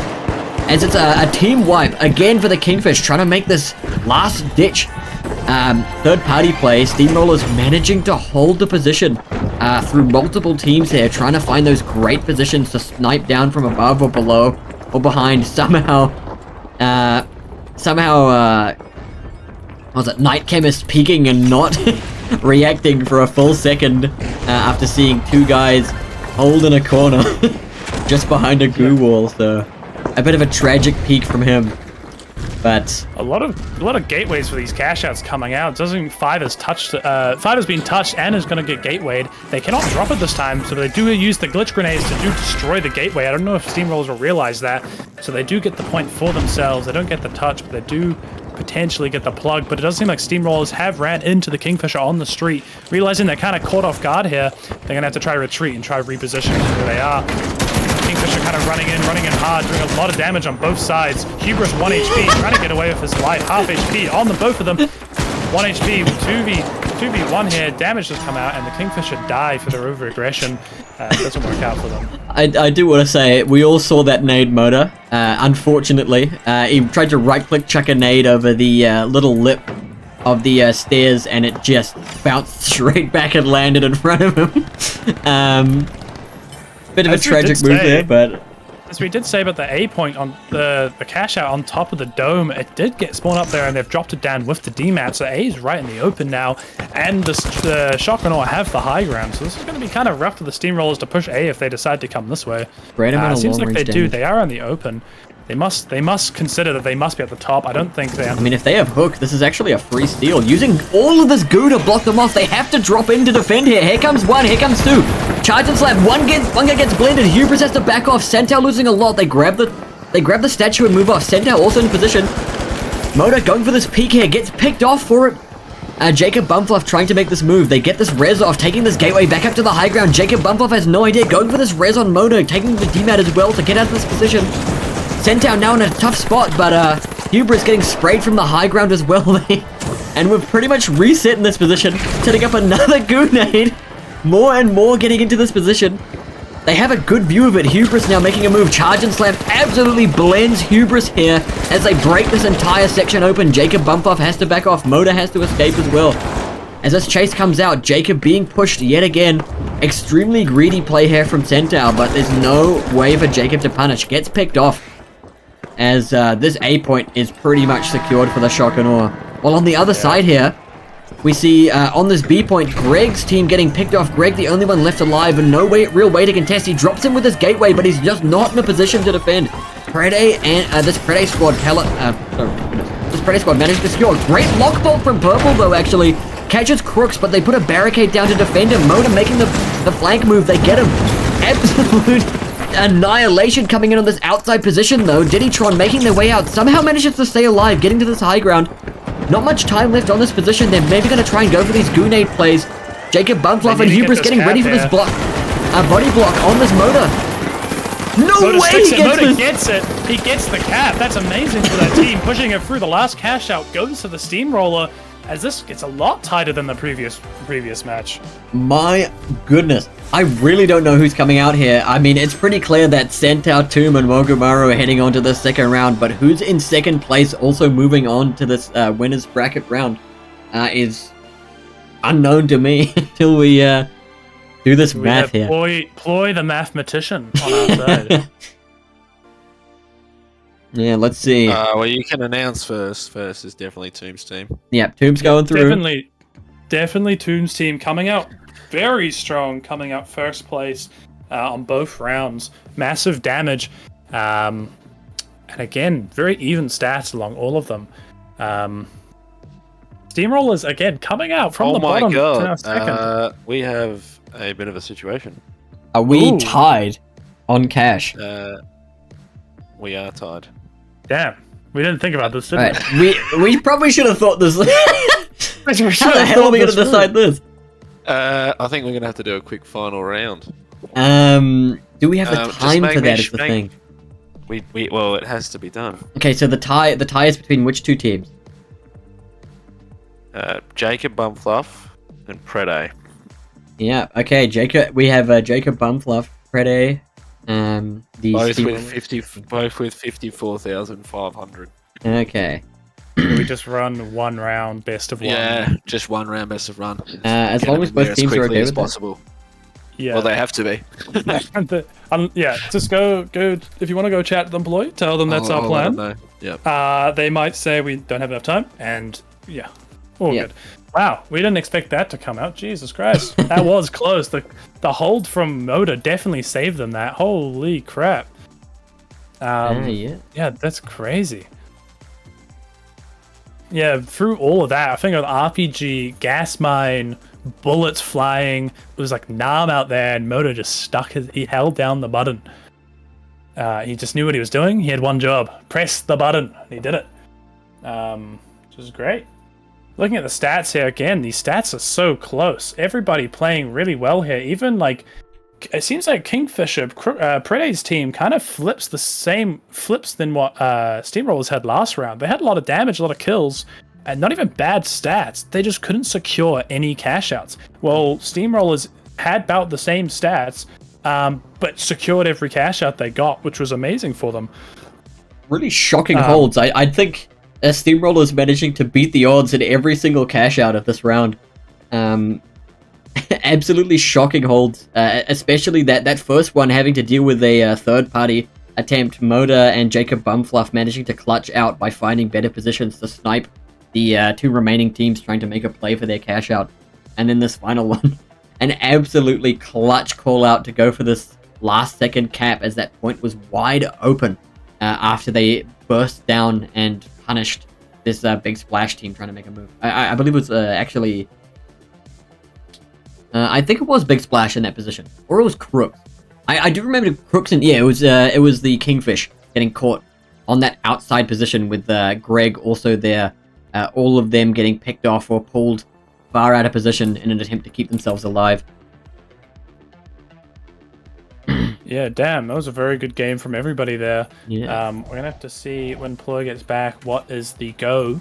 As obviously we are time restraints, we have to have people who actually have lives, surprisingly. So we're gonna have to see how this all plays out, and if everyone's up for it. If not, we can play. The problem is we can't play winners or a loser bracket because that's what we need. We need to know who goes through.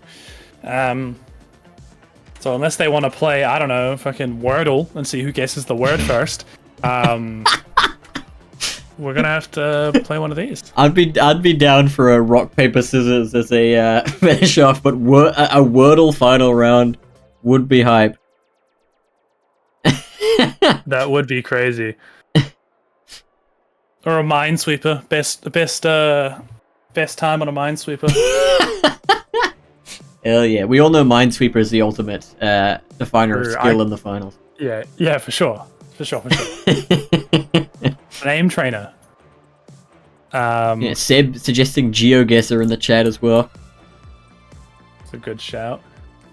We have the man. He's back. Skyway Stadium. Final round. That's the one. Yep. Okay. All right.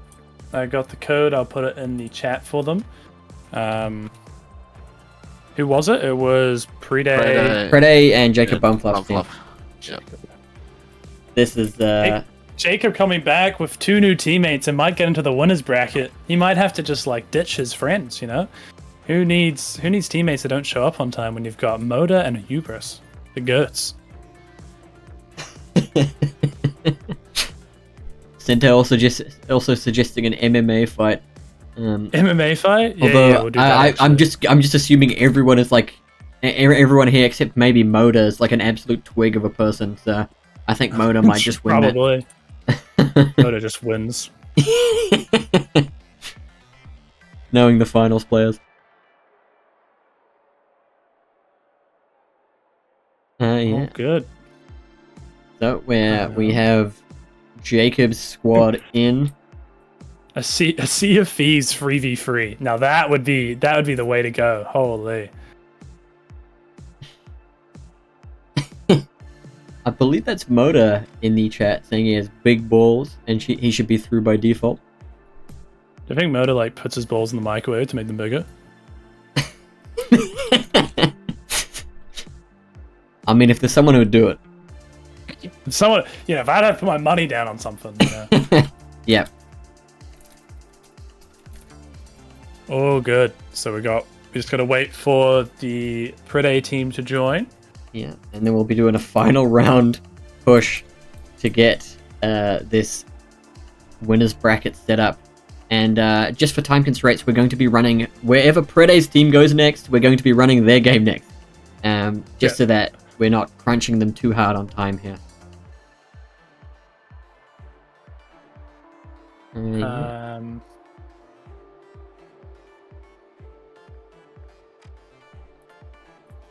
All right. As we might want to scoot them along a little bit. Yeah. Are they having trouble, Ploy? You want to go check? All right. That gives it up to me now. I'll go check. Yeah. Always having a quick piss. Alrighty. Choco not present, it's just me over here. True face revealed. Yeah. Really exciting stuff, honestly. I didn't expect this to happen this quickly. Alright, there we got it, we're back. Okay. All good, alrighty. We're ready to roll. We'll get going. We're gonna run this like immediately. now. Yep. Gotta go. Alright. Here we go. A tiebreaker. Maybe we should put, that's another thing. Next time, maybe we put some more time in between rounds. So yeah, tiebreaker rules would be helpful. Tiebreaker rules would be helpful. But here we are, going into Skyway Stadium. Jacob, Bumfluff, Hubris, and Moda versus Crooks, Preday, and Diddytron. Fucking two close teams, obviously, as they fucking drew, which is crazy to do. 1 kill off on both sides. 1 kill. That's crazy. 1 kill, 1 death on both sides to win that point, to win that game. Crazy. But that's why we watch the finals. That's why we watch the greatest game show of all time. Anyway. Yeah, here we go. If we look at Kingfisher here, they're running the Invis XP, the DMAT Pike, and the Charge SA12. Not the SA12, the Shack 50. Same as they were running before. And we've got almost the exact same, but with Heal Beam on the other side. As we come into this round, we have to see what happens. If you're not aware of the final round and how it works in the finals, obviously, well, not obviously, if you don't know, you don't know. There's only 1 cash box and 2, so you have to put it in 1, and it's whoever gets the cash box and wins it twice. Doesn't matter if you hold it for 4 minutes. Doesn't matter if you open the box or anything. It's whoever gets the box at the end wins the whole thing. Yeah. So. Although, and it could also be possible that if they run out the time, it's whoever won the first cash out will get through. Or if nobody's won a cash out after 20 full minutes of gameplay, and it's entirely random.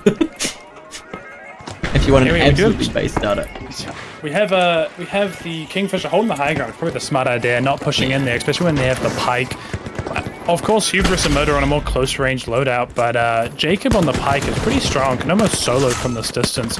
And also, the Chocomilk do have to push towards them almost no matter what they do. As I say that, the Kingfish does come down quickly, getting the high ground as they all drop down low. Catches Crooks with his lock bolt. Manages to grab body slamming coming in. Oh Huge my goodness! Is completely wrecked by Hubris. Pretty from behind, melts Moda. Jacob Bumfluff with the Pike, destroying the enemy light. But the defib's going to come out here. Not enough. 1v3. Jacob just going to go down here. Unfortunate. Body slam missed from the heavy, dropping down maybe a little bit too preemptively as his teammates weren't right behind him to follow up that damage. Ambitious move. They managed to catch 2 with the lock bolt there, but at the same time, that lock bolt AoE is just a bit too big. Maybe if you're Moda and you get those BS charge and slams, it may have reached, but of course Hubris being this heavy means these charge and slams are going to have reasonable range. Yeah, unfortunately. Yeah. Maybe a bit of miscommunication or miscalculation here. True. As we see here, the Kingfisher get the high ground, which is really good for them getting on this point, as obviously it's in the open. And Chocomilk kind of stuck. Crooks jumping to middle of nowhere, but we do see here that Preday is on the crane with the LH1, which is massive, but they might be able to take him out with this Pike. It's only 3 shots because of the buff. 1 shot on Preday. If he can hit that shot, he does. 1 going down. 3v2 now. This is looking crazy for the Kingfisher. They might be able to get this point, but they are very hunkered down here. This is a very tough point to push in. I think they are using Cerberus and Shack, so yeah, very tough to get into here. Dabbage coming out, DMAT's coming out, Neshio coming out, all coming out, Jacob coming down. 2v1, 2v1 now. Oh my god, I can't even speak my words. I'm 2v1, Diddytron stuck in the middle here. with his RPG, waiting for his teammate to coin. Should come up in a couple seconds. Here comes Prede now, respawn, but Diddytron losing almost all of their health immediately. Hubris attempting to make this push, chasing down Diddytron to try and pick him off again, trying to stagger these lives as they move up towards this point. Prede grabbing a statue, but they have this point for free here if they go for this cap now. Prede rezzing in the middle of this broken building. They have a gateway as well to get back up to this high ground if they want to take it. Hubris in position now with this goo and with this jump pad, actually. Goodness me. Interesting position here with like a wall of goo off to the side. As Prede makes the peek up. Catches Hubris. Hubris catches the other two on Shock and Awe as well. Loses a good bit of health for it and does get picked off. As Crooks actually dying to a grenade on the low ground. While Diddytron going for the double barricade manages to drop it, but here comes Jacob Bumfluff with the D-mats, gets him. Picks him off and secures this point pretty much as Diddytron comes out the doorway to Moda and Bumfluff just staring at him. This point being secured by the Kingfish. Massive plays and positions coming out from the Kingfisher, completely securing that point even though they didn't have the original plug, getting that high ground, and then once they get that playing as a team, it's very useful there. As we move on to Vault 2, on the inside of this point is a lot different. Obviously it's close, but it's also got very long hallways, long office spaces to see what happens. Moda griefing here.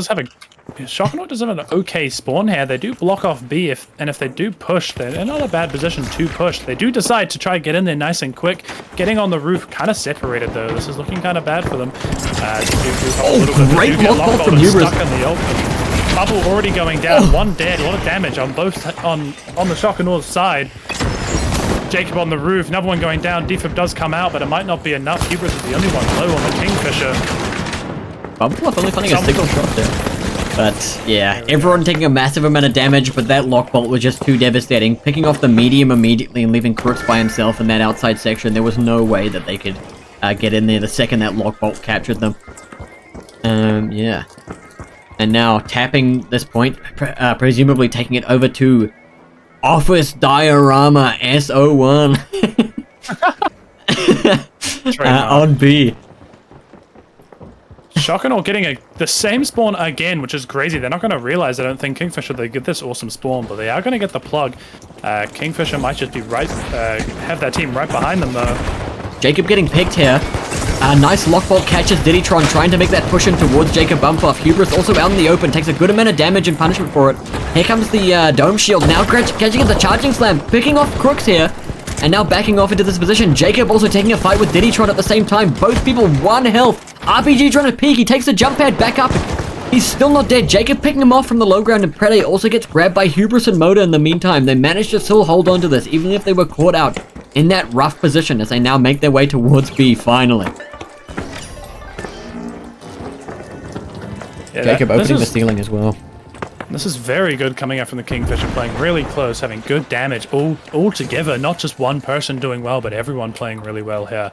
Yeah. And I think the Shock and Awe playing a little bit too far apart. They are having good ideas, but I think they're just ever so slightly disconnected. A little bit of brain latency, forcing them to go different directions. Moda spots them, I believe. They do seem spotters. They here comes his gateway. Good cover, but the bubble does come out a little bit early. A lot of damage on Moda, but they're going to have no cover in a few seconds as all of Kingfisher are going to peek them. Prede might be coming up behind, but he's a bit slow again, separated. A lot of damage coming out into Crooks. Crooks just dies here, but they do trade with the heavy as well. In the open against this Pike. Moda kind of behind with the invis. Moda's just trolling Diddytron here. He has no idea where he is, and he finally reveals himself. They both turn and spray while Jacob Bumfluff absolutely piked the hell out of Prede on the back end. Hubris dying there didn't really matter as they managed to pick off Crooks at the same time with that medium disadvantage. Even if they didn't play towards having an extra medium on the field. I think, way better communication and positioning from the Kingfish here. Moda realizing that if he takes the solo fight, he might lose it, but waiting for Jacob to get into a comfortable position to then punish. They then turn on the damage at the exact same time, and Diddytron doesn't stand a chance. Absolutely brilliant player coming out of the Kingfish, really. I feel like Shock and Awe must feel crazy. Having the same spawn almost 4 times in a row must make them go crazy. Hubris here drops down out of position from the rest of his team. Jacob getting punished as well at the same time. Hubris dropping the point, so Jacob is now in a bit of a better position. But here comes 2 players onto this point. They're beginning to tap it. Here comes Jacob Bumfluff, but he's on such low health already. Maybe if they just go for the stall here. Here comes Moda to spray down, grabs 2. Crook's not watching. Crook doesn't know what's going on. Pull his pants down. 1v1. Cerberus versus Everyone Moda. dies! Everyone dies, but Kingfisher come out for the tiebreaker, winning it all. Oh I think my that was well goodness. deserved coming out from the Kingfisher. Moda Unfortunate. popping off in this final round. Yeah. Moda really locking in for this final round, really pushing it through. As we will see the Kingfisher going through into the winner's bracket, and we will see, unfortunately, Peride's team go to the loser's bracket, putting themselves up for elimination. Yeah. Alrighty, now we're going to be moving on to losers round 1.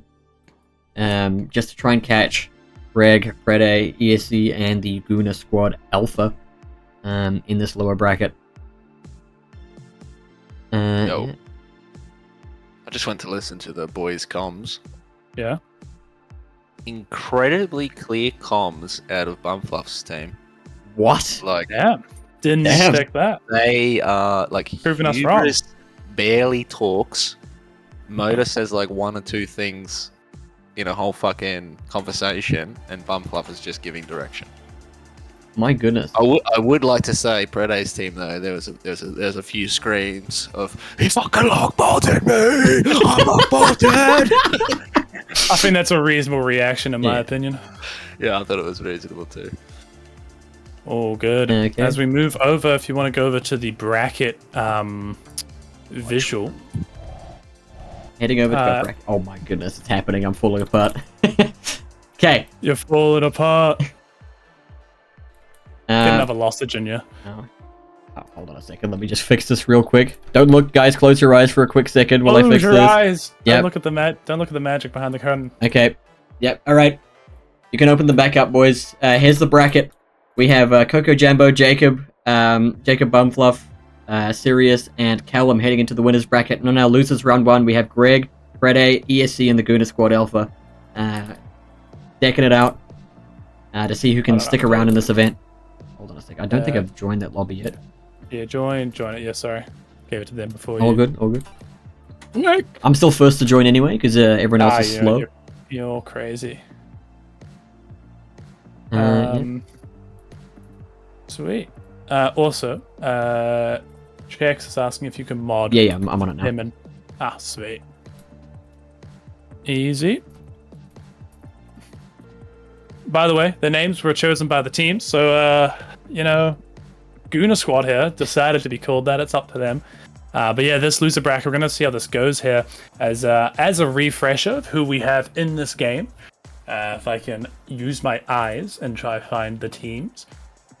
We will have Greg's team, which will be Greg, Chico, and Night Chemist. Prede's team, which will be Prede, Crooks, and Diddytron. ESC, which will be Zeph, Seb, and Life. And Guna Squad, which will be Ward, Carswell, and Enzi. Yeah. These teams I think all being knocked into the losers bracket. Putting up bloody good fights. I really don't know who would actually push through here. No team looks like a clear favorite. Every single one of these guys had some pretty shining moments in the earlier rounds. So I'm excited to see which team decides to lock in now and keep the dream alive. What are we moving into? What game now? Is it? This is losers round 1. Oh, okay. losers. Sorry. I'll just make sure everyone's ready. Yep. Yeah. What maps are we gonna do? Do you think? That's a good question. Yeah, he's gone. That's a great. Hey, he's doing it now. He's doing it now. Real man. Shout out to That's what we Ploy. need. Shout out to our dad, Ploy. Yeah. PLOYMEISTER. Yeah. Providing the credit card. Providing his FPOS card. Yeah. As well as keeping this tournament running. I'm gonna start map picks. You ready with that? Yep. Yeah. Fucked it up on my text. Okay. Yeah.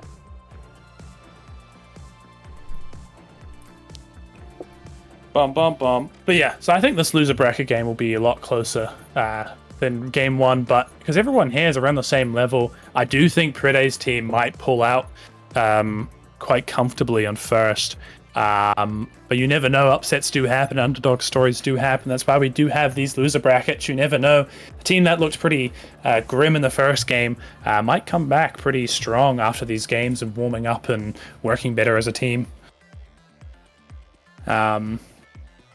Personally, you know, I don't like to be super biased, but I am still cheering for the ESC boys. But outside of my bias, I do think Greg's team has a lot of potential to come out here and at least get through the loser brackets. They did seem really strong, which not that I'm surprised about, but yeah, I just haven't seen these players play too much, and they played pretty well together. A couple of misplays here and there, but easily to fix. So I'd like to, I have my eyes on Greg's team, honestly. Yeah. On the other side, I think this Guna Squad Alpha with Ward have also looked pretty promising here. Some pretty impressive cash-out defenses from them with just like minor slip-ups in the last few moments. Led to some very, very entertaining close moves. I think against these teams where they might be sort of a bit more flustered in this more stressful position, I think Guna Squad Alpha could easily step it up and secure these fights that they were taking before. Yeah, for sure. I'm very curious. We have to wait, obviously, for these map picks to come out. Yeah. A lot of stuff that got to work out for the bigger tournament. But yeah, we now have our faces on the screen. Our cute elevator waiting room. Mm-hmm. Hope you guys like the stream visuals. It's almost all about UFLs and Vantage made it. Big shout out to those guys pulling it together in almost a couple days and making it look nice and clean. Sure. Yeah, I mean, it's just a little secret. This picture was not taken an hour before we started the stream. No, why would it? No. Yeah, this was taken crazy. Like weeks ago. Yeah, we're organized. We know what we're doing. Hey, it's all organized. I also happen to be working, so. I'm actually on the clock right now. Well, interesting stuff. Why can you see Zeph's name? Can you? I don't know what you're talking about. I don't know what you're talking about. It's only me and Choco here. Yeah, only me and Choco. No one else is here. Yeah. Hiding. But yeah. Don't be afraid. We'll do that now while we have the time. Yeah, well, everyone's here ready to go, by the way.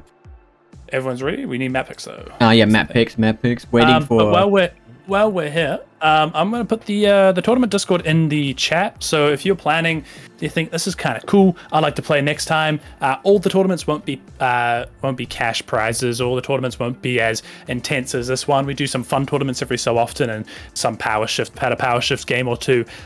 So if you're keen to join in for tournaments, or at least just be part of the group, don't be afraid to join the Discord. Yeah. But we'll have to see as we wait for Ploy to come back with the map picks. What's your favorite map, Fools? What's your go-to, huh? I want to say Sis, but like it seems like the answer of everyone. It's kind of lame. I mean, everyone. Okay, different. If I had to pick, some of the maps are pretty hit or miss, right? But when they hit, like Seoul Under Construction is the best map. When it's under construction, it's the best map. When it's not under construction, it's okay. When it's moving platforms, it's trash. But Seoul Under Construction is based. It's the best map in the game. True. Hear me out. I think Monaco goes kind of hard. Okay, yeah, okay. Monaco does go pretty hard as well. I think it's a hard second place for me. What do you think is going on here? What do you? We're just talking about what maps we like. Yeah, we're riffing off each other. Yeah. You just want to what's the first map? You wanted this? What you were just saying just now? No, we were just talking. Have you done Big Ben? Yeah, it's done. That's what I'm saying. I wanted to hear your feedback. You were just saying something about maps. What maps do you like? Wow, we were just saying that we do like ourselves some Monaco. Yeah. Well, you're lucky because that's the first map. Holy shit. Let's go! Hey, as long as it isn't duck and cover or suspended structures, it's the best map in the game. Second best map in the game. I like the excitement. The next map's going to be Vegas. Okay, another Vegas game. It could be Sandstorm. You never know. That's peak. As we are starting the game, getting going, Game going. We're going to see what happens on this Monaco map and what variant's going to be. Suspended structures on this map is very different. It changes the way the map plays quite a lot. Very, again, hit or miss. Sometimes it's great. Sometimes it's just completely heinous to play. It also pushes all of these cash out positions. They're going to be duck and cover, so this massive open middle section is going to define a lot of the game with the potential. I feel like it's almost guaranteed. It's like a contractually obligated. There's going to be one cash out in that massive open section. But we'll see. We have the teams. I'll go. So we got the Kingfisher, which is Wards, which is the Gooner squad. We got Ward, Enzi, and Carlswell. Shock and Awe is the ESC squad. Zeph, Life, and Seb. Steamrollers is Prede, Crooks, and Diddytron. And Big Splash is Chico, Greg, and Night Chemist. Coming out here, we'll see what cash out we go for first. Looking over maybe number 1 here in the forest on this little shack over here. Actually, on this floating platform, little elevator, as it does seem like the Kingfisher get here first with the Steamrollers coming a little bit slow. Maybe it does seem like the Steamrollers might just play for a very slow play here, waiting for them to push out. As the roof battle does begin, as the Kingfisher does get on the roof, the bubble shield has come out from both sides. It does seem like a lot more damage done towards the Kingfisher here, as they do lose a player. They have lost that light, does get defibbed, but this might be time. They've already used their pads. I don't think they'll be able to jump over to contest them. They do use their gateway, jumping on top altogether. This is looking really rough for the Kingfisher, but they do use the gateway to jump back towards the box and just run away. That's an amazing positional play from them. Trying to get away. They might get shot out, but they're kind of just too far away to have any reasonable damage done to them. They do seem like they're coming close to this road here, trying to play with the high grounds. Even though the Steamrollers still come behind, Prede is behind with the Invis, doing a lot of damage, glitching them as well. Plenty of damage coming out, trading with the medium, which is the best trade he could probably get there. No defense coming out from the Kingfisher. Damage coming out, Diddytron losing, getting absolutely melted, but both teams low. 1 health on Crooks now. Loses. 1 HP, can he get it? Oh, unfortunate, close fight though coming out. As it does seem like the Big Splash did plug that box into B, which is a very interesting point here. Holding from a far position. This B point, of course, the dreaded tunnel, absolutely hellish to push, especially with explosives and mines ready to go. There's like pretty much no way anyone's going to go near this. Maybe if you have a melee player, you might want to push that, but otherwise it's just horrendous. Although the Steamrollers being spawned right nearby might actually go for it. As we look over towards this A point with the Shock and Awe. Interesting throw! What a jump! What is this gymnast? Oh my god! They might just get the plug off of that. Yeah. Zeph does go down for it, but I think it's worth the money as Life tries to get back up.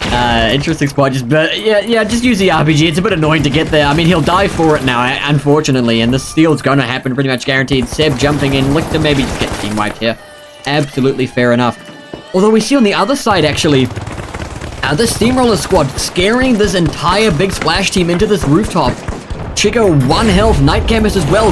Great C4 to capture. Manages to get the kill on Diddytron, but Crooks wasn't found by it. Now, great cross kill by Greg. Managing to get this team wipe. Amazing C4 to catch them on this greedy push and punish. Goodness me. Does seem like the Kingfisher are playing greedy themselves, walking over to B, trying to secure this point, trying to get the third party. This might be really grim. They're leaving with no C4 on the point as well. This is actually an amazing steal for them. Nobody in position in time. They get the glitch grenade off. Envy in the way. Envy in the way. Doesn't manage to get the cap. Damage. Ward, okay. Lewis gonna aim on Night Chemist is just enough, completely mowing them down in this hole. I'm gonna be honest, I don't think that was the best play coming out from the Kingfisher. It was a bit cute. Anymore. Bit of a cute idea. Cute. But, I mean, after that glitch nade came out, Ward needed to stand completely in the way. He tried to AD to block some bullets, and as a result, NZ just got sprayed in the back of the head. Steamrollers here completely pushing in, already wipes the entire, pretty much the entirety of the Shock and Awe. Zeph the only one to try and come in for this. But there is a double barricade in the way. Zeph can't even get in position, trying to take this fight with Prede. Manages to get a good amount of damage, gets picked off, but that's Greg getting the shots and now getting flanked by this Shock and Awe team as they make their move in. A Rez comes out on Prede, taking this gateway to escape. Nice move. Carlswell on the punish for it, on the pursuit for it. As now we look back towards this point. Crooks losing a good amount of health on the bottom side, almost dead. as Carlswell tries to make the play in towards the point while this heavy gets picked off. Now Carlswell being picked off. Orange trying to step in, but they set up another gas mine and the fire's gone. This gas is going to pretty much secure it for the Steamrollers here, even though the Big Splash are in a better position to try and take this point. Enzy now trying to jump in and get some kills maybe, or just get team wiped, but he's just being ignored. Manages to go for this chase here to try and find this kill on Chico, but I don't think it's happening, mate. You'll get him killed. And yeah, looks like he just got picked off the second he went for it, and now Steamroller's taking Everyone's going for the fights here, all going for the same points, and Vault 3 has been up for almost a full minute now, and no one's going to go plug it. And it seems like they're not going to get any love as the Shocker will go towards 4 to go touch that, as it seems like maybe on point 4 here in the forest, the Steamrollers are going to come over Prede's team and try and get the high ground on the Shocker.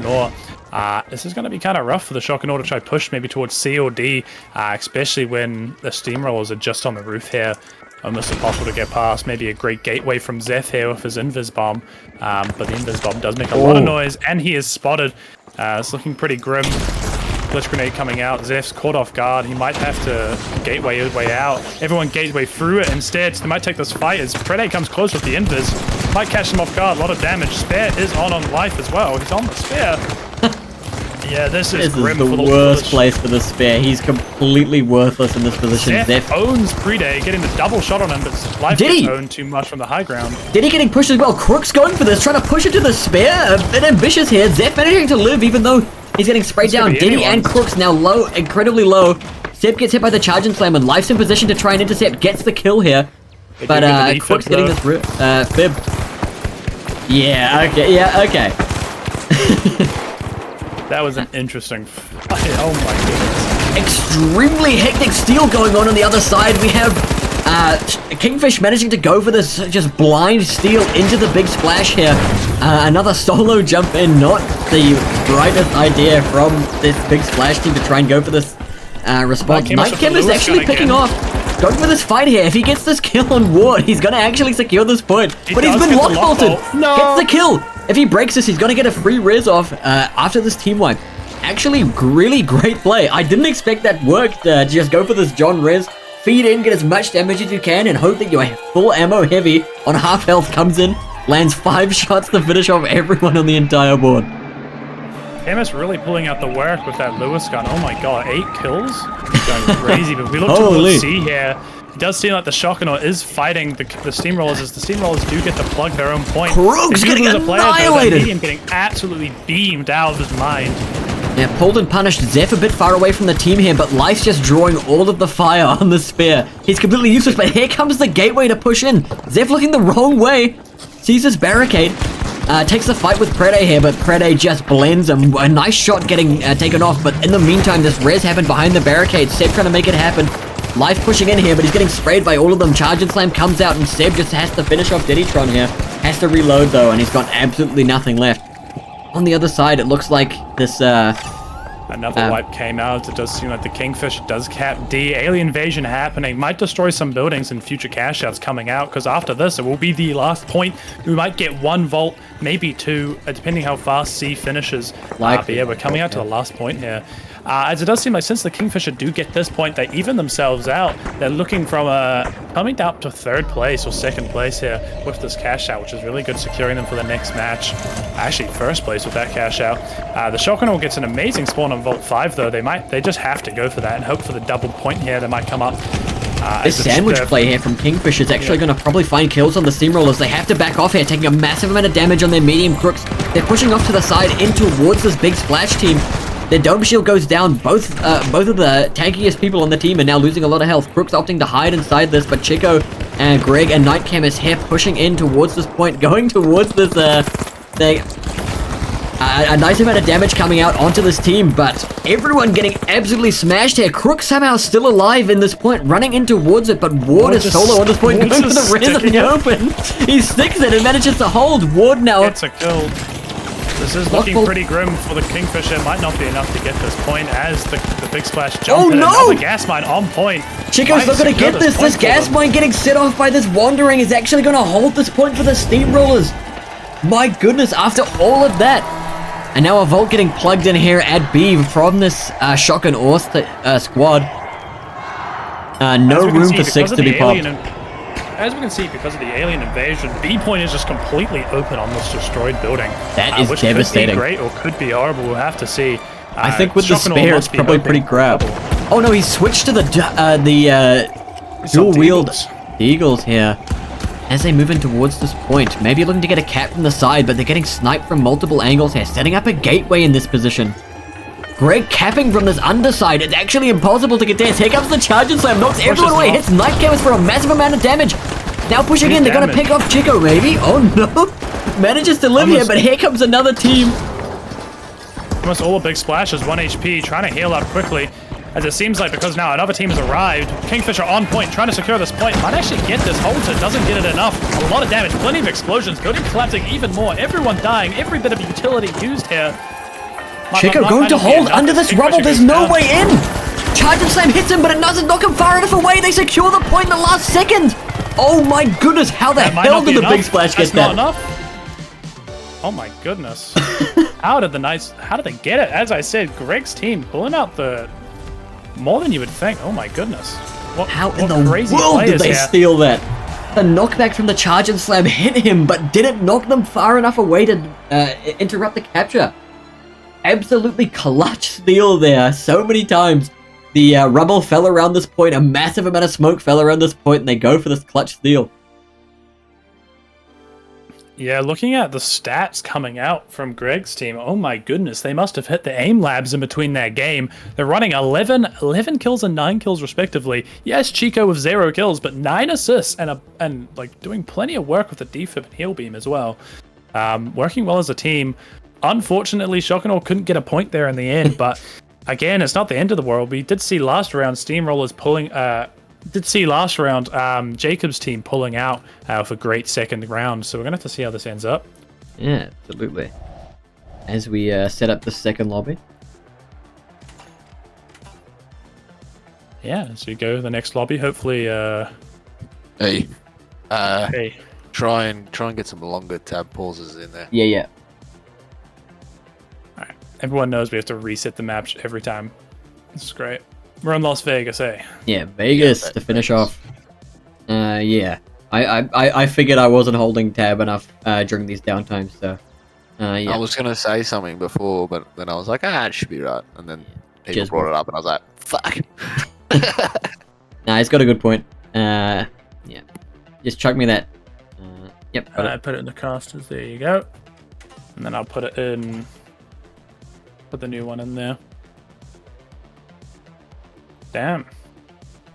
I'll put the screenshot in the chat as well of the game. So we're all on the same groups. Oh, damn, Chico. Chico coming into chat to brag. Yeah. Fair enough, dude. I'd own it too. I mean, the infamous Quick Cash Warrior X2 Tall, literally his entire game plan, every single Quick Cash game was exactly that. Yeah. He thrived off it. There we go. As we get everybody back in the game, one team only left to get in. So they'll get in any moment here, and then we'll get going with the second round of our best of 2. As everyone's in, we'll get going now. Going into Las Vegas once again. Fingers crossed for Sandstorm. Seeing some different map geometry would be cool. But we'll have to see what the game decides. We only know what Embark will roll today. So, let's find out. Our Lord and Saviors.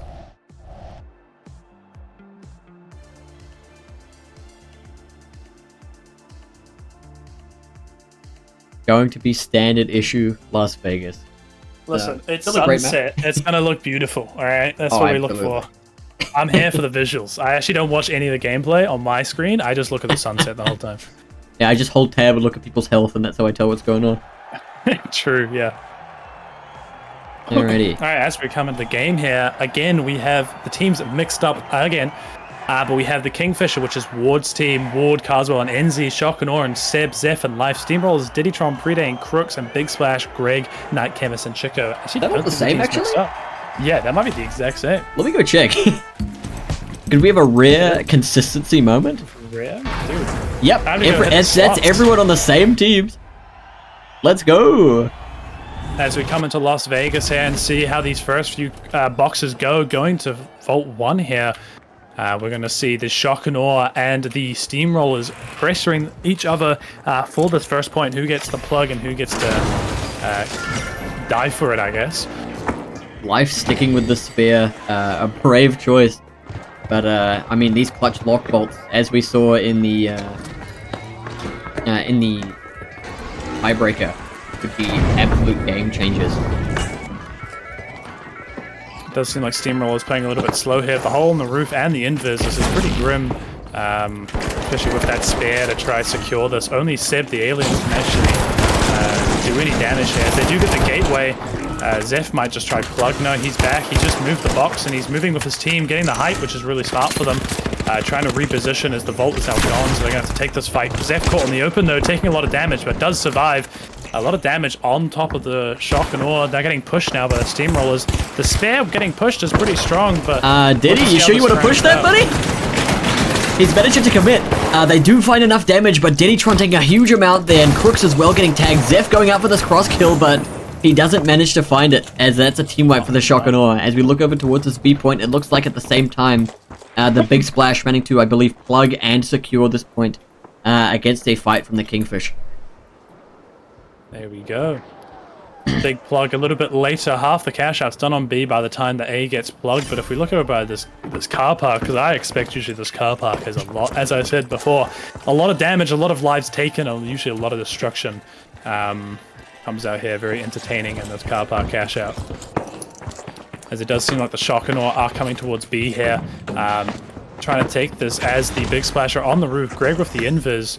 Holding this roof, seeing them coming, seeing them get that roof.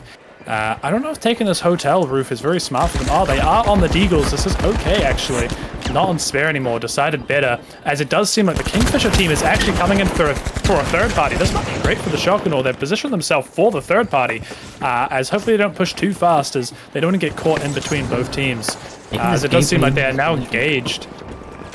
They have engaged. It does seem like Big Splash is taking a lot of damage from the Kingfisher. Kingfisher having a lot of space here, really pushing and putting the pressure on the Big Splash. As Shock and Awe just taking their time, playing on top, holding the tab, checking who's alive, and going for the third party. As damage now gets traded on both sides. They do pull the point with their Wrench Claw into a better position for themselves. Zeph on behind with a bow, trying to do some more damage, not enough. No one getting picked just yet. Everyone's up. Gets one. Ward gets picked off as well. Two dead. A lot of life being taken. Zeph goes down. Everyone down now. Only one up. Life's the only one up on the Shock and Awe, as it does seem Big Splash get this point and the Kingfisher get traded for it. They go full wipe. Life gets the res here, and we'll see if he can get out of it. Push just takes a bit too long. No one able to get in position. Kingfish tried to go for another clutch steal, but Ward, after that Dome Shield got fragged, he just got absolutely eviscerated. Yeah, I find it very funny in a lot of these cash outs where a random third-party team might come in for a steal. Everyone drops what they're doing to go spray that guy to hell, and back to their fight. So poor Ward taking the brunt of it here, as this A point is just going to be secured by Diddytron, Freddy, and Crooks completely uncontested. This fight with the Shock and Awe and Big Splash is still going somehow. I've just been watching them kind of trading revives and trading damage. Comes the charge and slam, counter charge and slam to try and hit. Seb managing to stay alive. Now Night Chemist getting sprayed by two. Chico coming in for the cross kill, manages to find Seb, but now it's Life by himself. Both players having to reload in this position, and Chico has the advantage. Dome Shield comes down. Gets taken. Oh my goodness, what a fight. It does seem like free is opened by the Kingfisher, but not being able to grab it. Maybe the gateway got glitch grenade, as now we can see the Steamrollers taking this point 2D, taking the long way around, but getting there in the end anyway. As it seems like maybe the Kingfisher are going to fight for this 4 point instead, as it does seem like there is also a gateway on 4. They might just be able to steal it and plug it in C before even the Kingfisher can arrive. The question is if they take this gateway and just full send it through to fight them. They do. They're right on top of them. They don't expect it coming, and the Big Splash is taking tons of damage. One already goes down. Night Chemist is half HP. No damage on the Kingfisher. Kingfisher has a great opportunity here to try to snowball this into a full cap. A lot of damage coming out. Kingfisher actually only 1 HP. Dies. Only one up. Greg with the invis. Might just have to play this slow and then cap and play the retake with his team's respawn. Does try to delay, but not enough. Tried and survive. He does get spotted though. He might get chased down, but does not seem like he's just going to wait for the respawn as we look over towards D, as a fight is currently going on. Tiff and Prede both 1 health. Prede manages to take it with his gun, but a single quick melee would have finished off. Seb going straight for the John Rez here. Prede outside, live trying to charge and slam in, but Prede's back on the roof. He's pretty much the last holdout here as both players coin on this Steamrollers team. Zeph getting sprayed down, getting hit by a bit of gas as well. This position just isn't that comfortable for them. As Seb the Alien also trying to find their way in. Life starting to go for the cap. Absolutely insane play as Seb gets picked apart on that open angle. While Life was unable to protect him, Dome Shield just coming out a bit too late as Prede now getting charged and slam manages to escape from it as Crook's trying to go for this cross kill. Life completely out of position, nothing left to help him as his teammate was already picked off and the Steamrollers team just gets another good wipe. Amazing evasive play from Prede to keep that point contested that entire time. While we look back towards the C point as Ward picks off one player of the big splash, another one going down here. Now just Greg alive versus Carlswell and Anzi. Manages to get out for a bit longer, but this point's being held by the Kingfish. Yeah, Kingfish being able to hold that even after their team respawn is pretty good. Good play coming out from every team here. Unfortunate for the Shokanor though, they're not being able to secure anything that they're gaining, which is a bit unfortunate. Hopefully they can find a double cash out or something here to push them through, but it's being held from the high ground here. Zeph spots them out, but there's not much time to go for this. They need to start going for this cap within the next couple seconds. And here comes the Steamrollers to go for it. Point gets dropped and they don't have enough time anymore. Life going for this charge and slam, but Prede gets out with a gateway. Absolutely slick plays as Life gets picked off there, and now Seb the Alien and Zeph stuck outside as Prede goes for this flank play. Seb gets absolutely beamed down, but Zeph gets this cross kill, but with no one low, he has to play out of his mind to get out of this, and he absolutely does not. All good as we move on.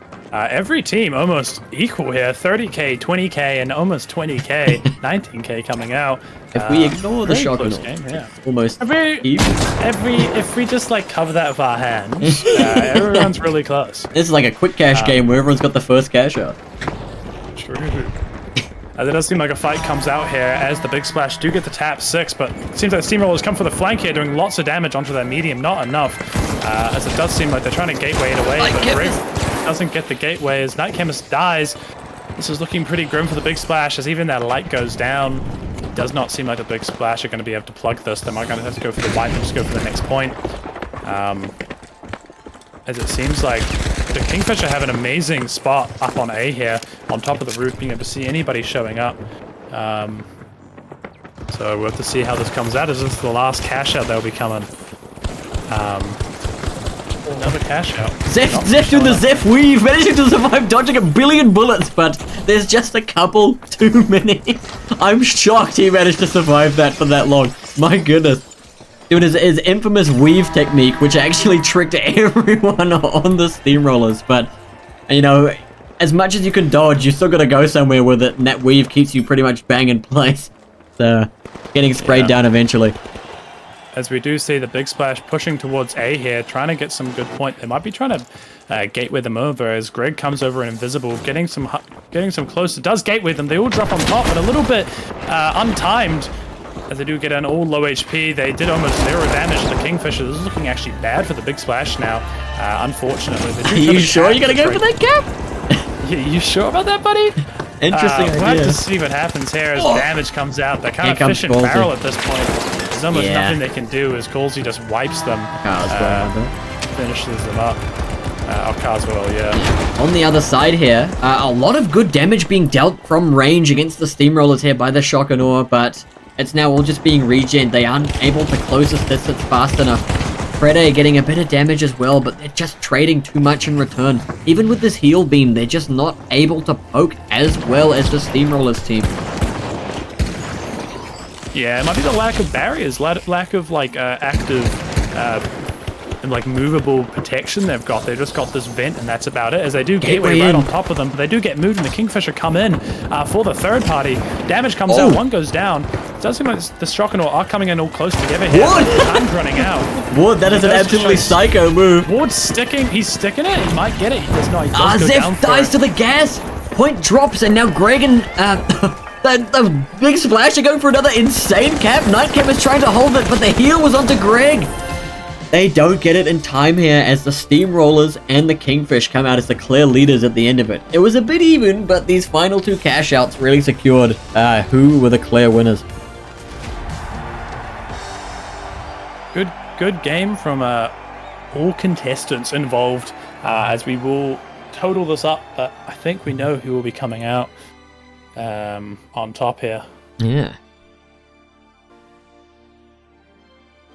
As we wait for the stats to load here. Yeah. Yeah. Yeah. Yeah. I mean, that clutch cap in the previous round netted them a bit, but I don't think it was enough. We'll have to find out here. 60. Yeah. I mean, ESC, Chocomilk here, clearly out. Yeah, unfortunately, the boys are gone. Yeah. My biased squad, my boys, Seb the Beamer, Zeph and Life, they tried to meme it out with this bow and arrow. No, you don't tell me it's another tie. Please don't tell me it's another tie. He's laughing, it's a tie. Don't tell me it's another fucking tie. Well, what do you want to redo the maths me? What's 45 plus 22? That's 67. Yeah. Yeah. 24 plus 43. Oh, okay. Another tiebreaker. We go again for another tiebreaker. Who would have thought that one kill is that much? Oh my Christ! All right. Is this tied for first, second, third, or? This is time for knockout. Whoever loses this get knocked out. Okay. Oh my goodness. So okay. this is like a second, third Jesus tie. Christ.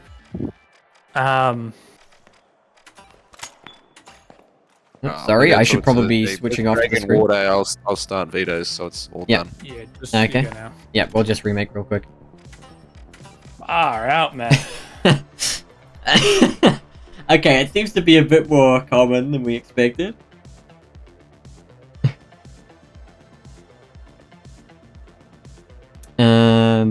Yeah.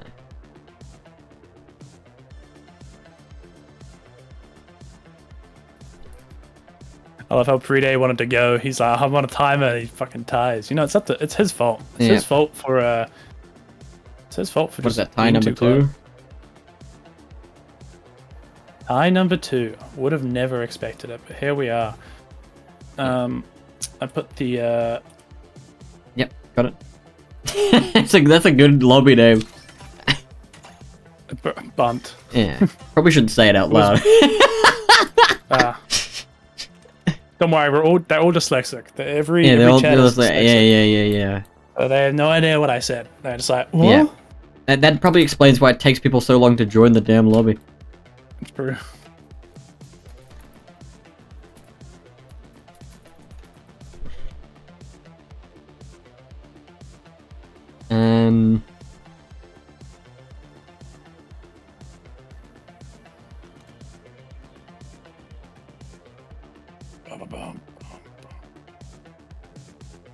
New code, not insult. Frida, gonna say something? So you have to go. This is... yeah, that's a good point. Who's tied? I don't know. Frida and Ward. Prede Ward? Right? Oh no. It was Prede Greg, surely, because I need to actually know. It was surely the team who came second. We're professionals. Yeah. We know what we're doing. Where's Greg's and Ward's? Yep, Greg and Ward. Really? Yeah. They like switch places. Yeah. Double ping them. Yeah. Send in the boys. Okay. Sis Horizon. Sis is our map. Okay.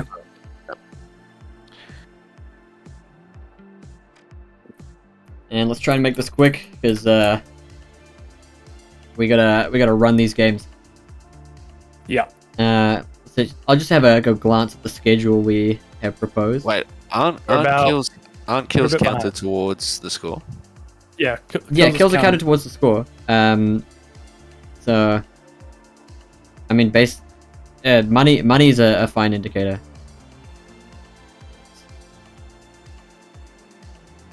people are saying count. Oh kills, wait, please. Preday's good, right? Preday's done.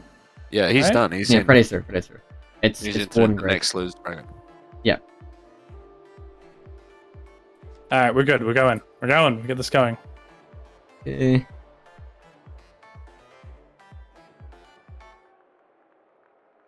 Yep, and we're running into our tiebreaker game. All right, tiebreaker. Oh wait. Well, Did you set the map to banal? I did. I set the map to banal. Okay, we need to remake then. Fuck. What the hell, Choco? What the hell, man? Sorry, I was messaging these fucking people. These goddamn people, my goddamn fucking chat. Nah, it's fine. We'll sort it. Oh. Teams are demanding we just play it. Well, I already fucking left because Yeah, it's too late. yeah, okay, we're gonna remake. It'll take another 20, 30 seconds as long as everyone's there. Jesus Christ. Yeah. Fuck. We're quite a bit behind schedule.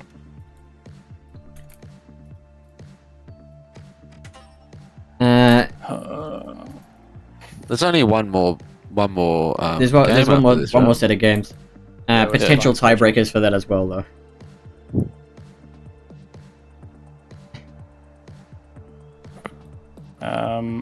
There's the code. Yep. Okay. Oh my goodness. Fuck. It's all good, man. It's just Horizon. Set it now. What's this? Okay.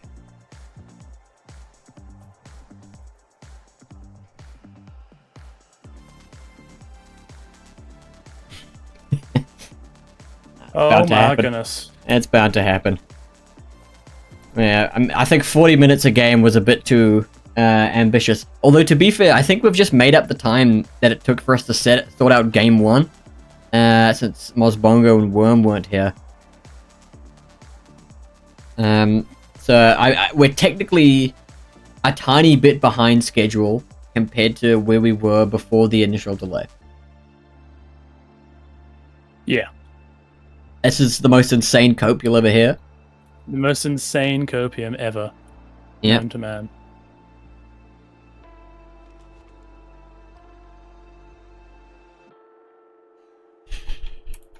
Yeah, we're gonna keep these tiebreakers consistent. Just so we aren't robbing a team after another one got treated differently. So we're just gonna run this based on what we've done before.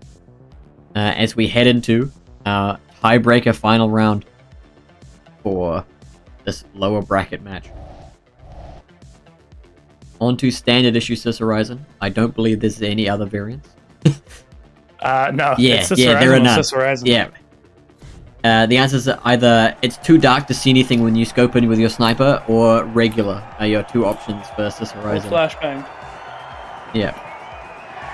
So Kingfish here. So here we are, Kingfish with the Ward, Enzi, and Carswell team, and Shock and North, the Night Chemist, Greg, and Chico team at the best of one final round for the tiebreaker. See how this goes. Did you want to pause that game real quick? What? Because we do have an actual issue with time limitation. Players are about to leave. So here's the solution to the problem that everyone has. Yeah. We're going to allow those two to play the game privately on Sis Horizon, and we're just going to set up the lobby for the winners bracket. Okay, that sounds good. Okay. Yeah. So they still get to play the full best of three. They'll just have to screenshot the results to us. Yep. So if you want to start working on that, and I'll tell the teams. Okay. Yeah. So we'll start making up a lobby, and these guys can just play this out. Yes. Okay. Yes. Okay. Can we tell? Okay. Do you wanna? No, fuck. I'll do it. Can they unpause? As If I unpause and just leave, will be fine. yeah, Right? just let them know via the chat. Can they see when I type? No. Yeah. Okay.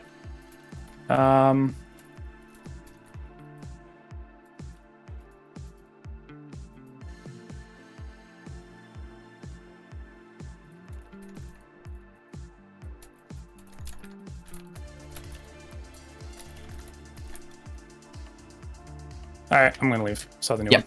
Okay. Sweet. Next lobby. Let's set up this fucking the set. Best of luck to the teams. Best of luck. All right. As leave the lobby. Make a new one as we go into the winners bracket. If you want to bring up the brackets for a reminder for everybody. Do we have it updated? We do. Let's go. Although we need to bring Prede through. Prede's team has made it through to losers round 2. Yeah. Let's see if I can do that right now. Okay. I've got it. Alright. There's a new code for you. New code acquired. Sweet. Oh, fucking winners bracket.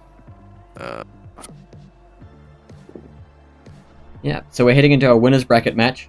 While this losers bracket tiebreaker is played out off stream, we have Coco Jambo, Jacob Bumfluff's put together team here. We of course have Very Serious and Callum to round out our upper bracket game. Some absolute menaces and big names in the scene. Yeah, we'll just see how this goes. This game might be quite competitive with everyone through here. Very much all top echelon players here. We'll have to see who comes out on top. Same thing as before, same as other rounds. It's best of two game. But the way that this works, obviously, if you look at the bracket, whoever wins this winners bracket goes straight through to the semi-finals. So they'll be going straight through, and there'll be another. Whoever the two losers are will be into the second round loser bracket. So this game is quite important, as you get a free shortcut, don't have to play an extra match, which is great for them. Yeah. Just waiting for 2 teams to join. Yep. Who are we waiting on? Waiting on Sirius and Callum. Okay. But here we are. We're chilling out. Yeah. Chilling out back in the elevator. Floyd is going to be going through pick bands now. Yeah. Oh, sorry for delay, everybody, players and viewers involved. Yeah. That's just the nature of things. A bit of delay right at the start, and then small delays sprinkled throughout, especially when you get two ties, one kill off. Callum's team was delayed because they were playing a pub. Yeah. So they should be up relatively. Hopefully. All good. But yeah, no. Yeah, we'll go have another tournament after this, so hopefully we'll have proper... like, this is only the first tournament. We're going to have plenty more after this. So by then, we're using this, and we'll obviously have plenty of feedback from ourselves and from the viewers and players. We'll try and make the next tournament even better than this one. Hopefully you guys have enjoyed your viewing experience, and hopefully the players have enjoyed their playing experience. Obviously, a bit of a delay and a bit of a wait. But hopefully everyone's having fun inside the game. And it runs reasonably well. As everyone's here, we just have to wait for the pick bands to come through from Mr. Ploy himself. All good. Hello, First map is Skyway. Skyway, moving on to Vegas. Vegas. Another Vegas closer. And people like Vegas. I've always liked it too. I think it's a great map. I'm shocked we've only seen one Monaco. True. It's rough. It's rough. There's those sightlines. Dude, Fortune Stadium lovers are shaking in their boots right now. No Fortune Stadium around. Dude, all four Fortune Stadium lovers are going absolutely nuts that we haven't seen it. All 4 of them. Yeah, it's not even a full TDM squad of Fortune Stadium lovers. Here we go, queuing into Skyway Stadium Evening 6 p.m. standard issue, so no high rise and no up down left right, which honestly I'm a big fan of up down left right because at least it has a lot more jump pads and a lot more ways to get around the map than typical moving platforms or suspended structures. But as we get in here, we'll look at all the teams and what teams they're on. We've got the Kingfisher, who is Tomb, Centaur, and Mogomaru. Shock&Awe, who is Hubris, Jacob Bumfluff, and Moda. And we've got the Steamrollers, Maximus, Slixy, and Very Serious. And then the Big Slash is Callum, Zohail, and Dixon. So we'll see how this game goes as we get in here, as everyone runs into the map. Zoys? Zoys, always say it wrong, Zohail is a very interesting interpretation of how to say that name.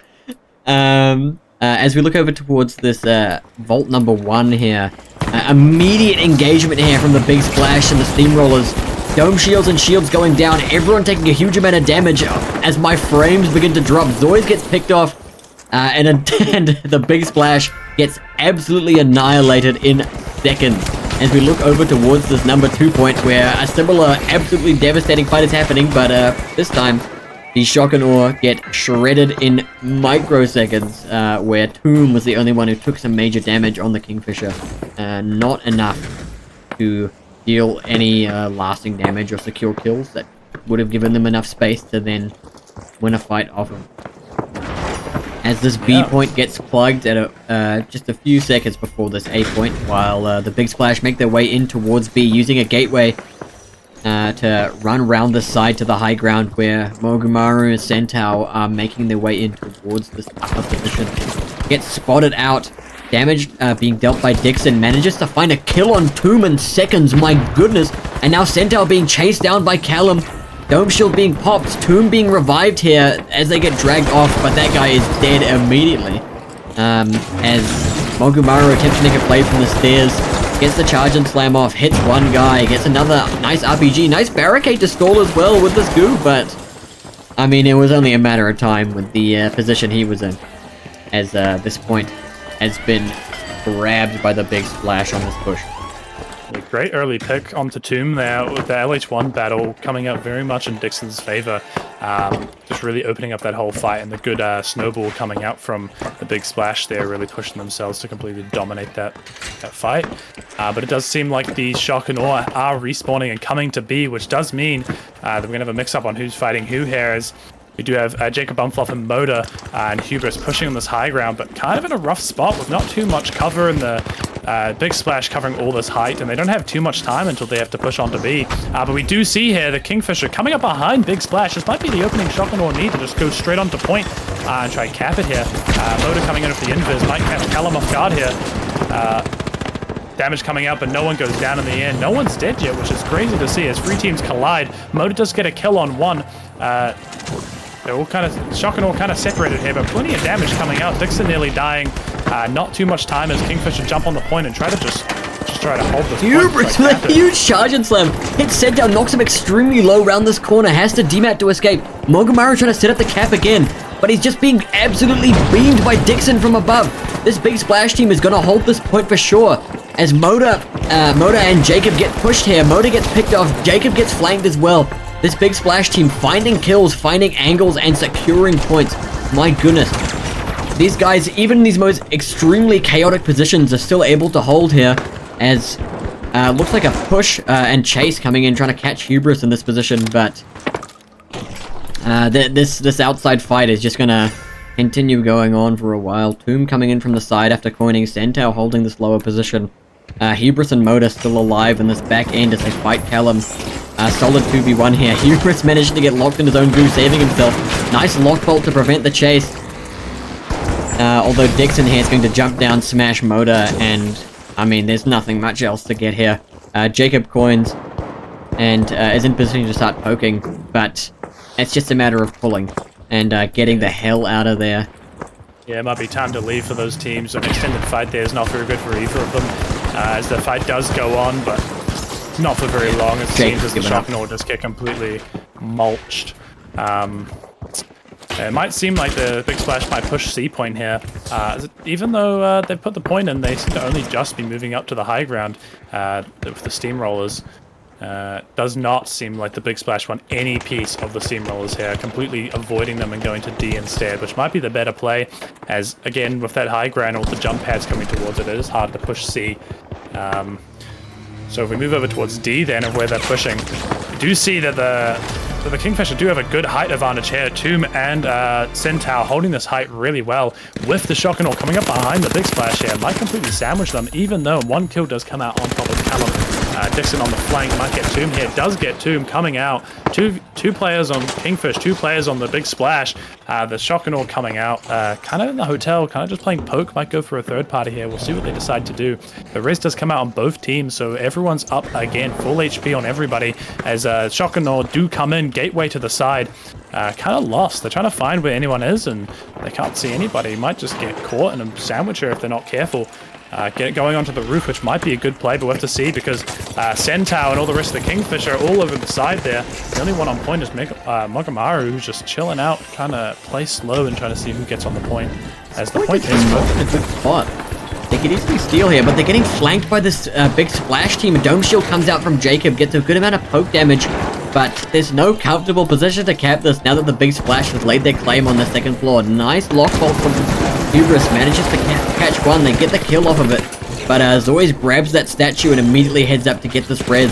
Moda re-picking, manages to pick up Zoyz, now looking to maybe get this cross kill on Callum as well, while Dixon tries to make their way through the lower stairs section, but this Chocomilk team, they're just being smashed here. Dixon manages to get this cross kill on Moda after Moda finds another one. Here comes Jacob Bumfluff to take a fight. Manages to win against this absolutely menacing cap here. Mogumaru was waiting in a goo cocoon and he bursts out with a charge and slam straight onto Hubris, who thought he had a chance of taking this point. Maybe it was clear? No. This Kingfish team never stopped defending. A pretty insane idea that managed to pay off in there. I don't even think Hubris had enough time to get that cap in that position, but I mean, they were in position to defend anyway. Yeah, for sure. Vault 6 here on top of the crane. This is pretty gross for any team to try and push this when there's anybody else looking at them, as it does seem like the Chocomilk might go down here. It's only Jacob Bumfluff up with everyone else in the Kingfisher chasing him. He might get out though, and it does seem that the Big Splash does get on the crane and touch the point, giving them some extra cash. But it does seem that the Steamroller is going to A. There might be a double up on the point here, as this is the last cash out of the match. We're going to have to see what ends up being done here. What turns out. Everyone's up here. No one's gone down just yet. A lot of damage coming out in a couple teams. Playing quite separately. It seems like the double cash out is not what they want, but they do lose somebody on the Big Splash and getting chased from the Kingfisher too, wanting that extra money and not wanting to let them through. They might get out, but Dixon is caught off guard just a little bit. Slixy, huge damage coming out with that LH1. Steamroller's moving to intercept this Vault 6. They managed to get the kill on the Vault carrier. Now they're maybe looking to plug it into B. Actually, they're looking to go for this double up on A. Incredibly greedy play, thinking that they can hold this, but it looks like the Chocomilk are in position to steal. If they recognize it's completely open, they can just cap this for completely free. But here comes the Steamrollers, looking to go for this double up. It's just one in this position right now. If they blend him, nice shield to get the hell out of there. And now a good amount of damage coming out on Moda as they push in for this. Callum getting a hook. The Steamroller's position's been completely compromised as it's just Maximus left alive. Actually, no, Slixy is still alive on the other side somewhere. Goodness. Where's he? Looks like they're both on top of the crane, actually. But he gets beamed by Tomb. Oh my god. Tomb with the XP fucking aim there, going crazy. Yeah, at this point, I assumed it was completely open, but every single team converged at around the same time. This Chocomilk team just wasn't able to get in position early enough. With that drop on the point as well, they weren't able to hold it. And now Mogumaru looking for a steal here, manages to secure it before the Steamrollers can rotate in and go for this kill. And now this point has just been grabbed and everyone nearby is taking massive fights with each other. Hubris gets a nice lock bolt, manages to get a kill with it, and now Moda in position to go for the steal. Anyone nearby ready to go for it. Callum with the RPG drops it through to the lower floor, kills off Moda. Jacob Bumfluff, the only one left alive now. In this back corner, manages to get out, but they have to get this cap immediately. Dixon gets on it, but I think it's just a second too late. As the Kingfish come out in the lead at the end of that. Steamrollers not that far behind, 20,000 behind, with the Big Splash Another 20,000 behind from there, and the Chocomilk in dead last with 7k. I think that was one of the most chaotic fights at the end that I've seen for like ages. Jesus Christ. I- Everybody was fighting at the exact same time. I missed a lot, I think. There was just so many walls and crap in the way. Just trying to find a good perspective on that. There were like, I feel 7-8 individual fights all happening at once as teams were scattered and moved by the constant destruction happening on that map. Woo. Long story short, everybody died, and the Big Splash couldn't even cap it at the end, which is unfortunate for them, as we do have the final scores coming out here. I missed the stats there. Yeah, I got the I stats. accidentally exited out. Well, I've got you, boys. Don't worry. That's not the right one. Hold on. That's the code. Give me a sec. From the lower news from the lower bracket, it looks like Greg's team managed to secure the win there, bringing them through to the second round of these losers bracket.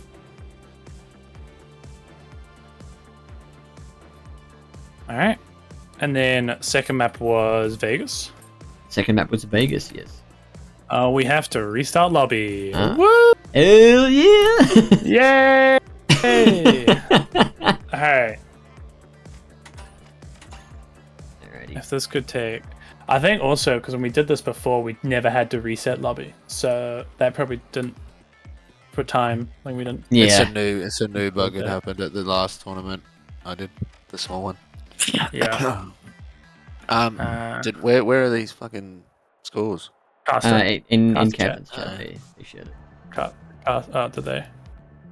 Cal. Sweet. Alright. And we'll give the captains the...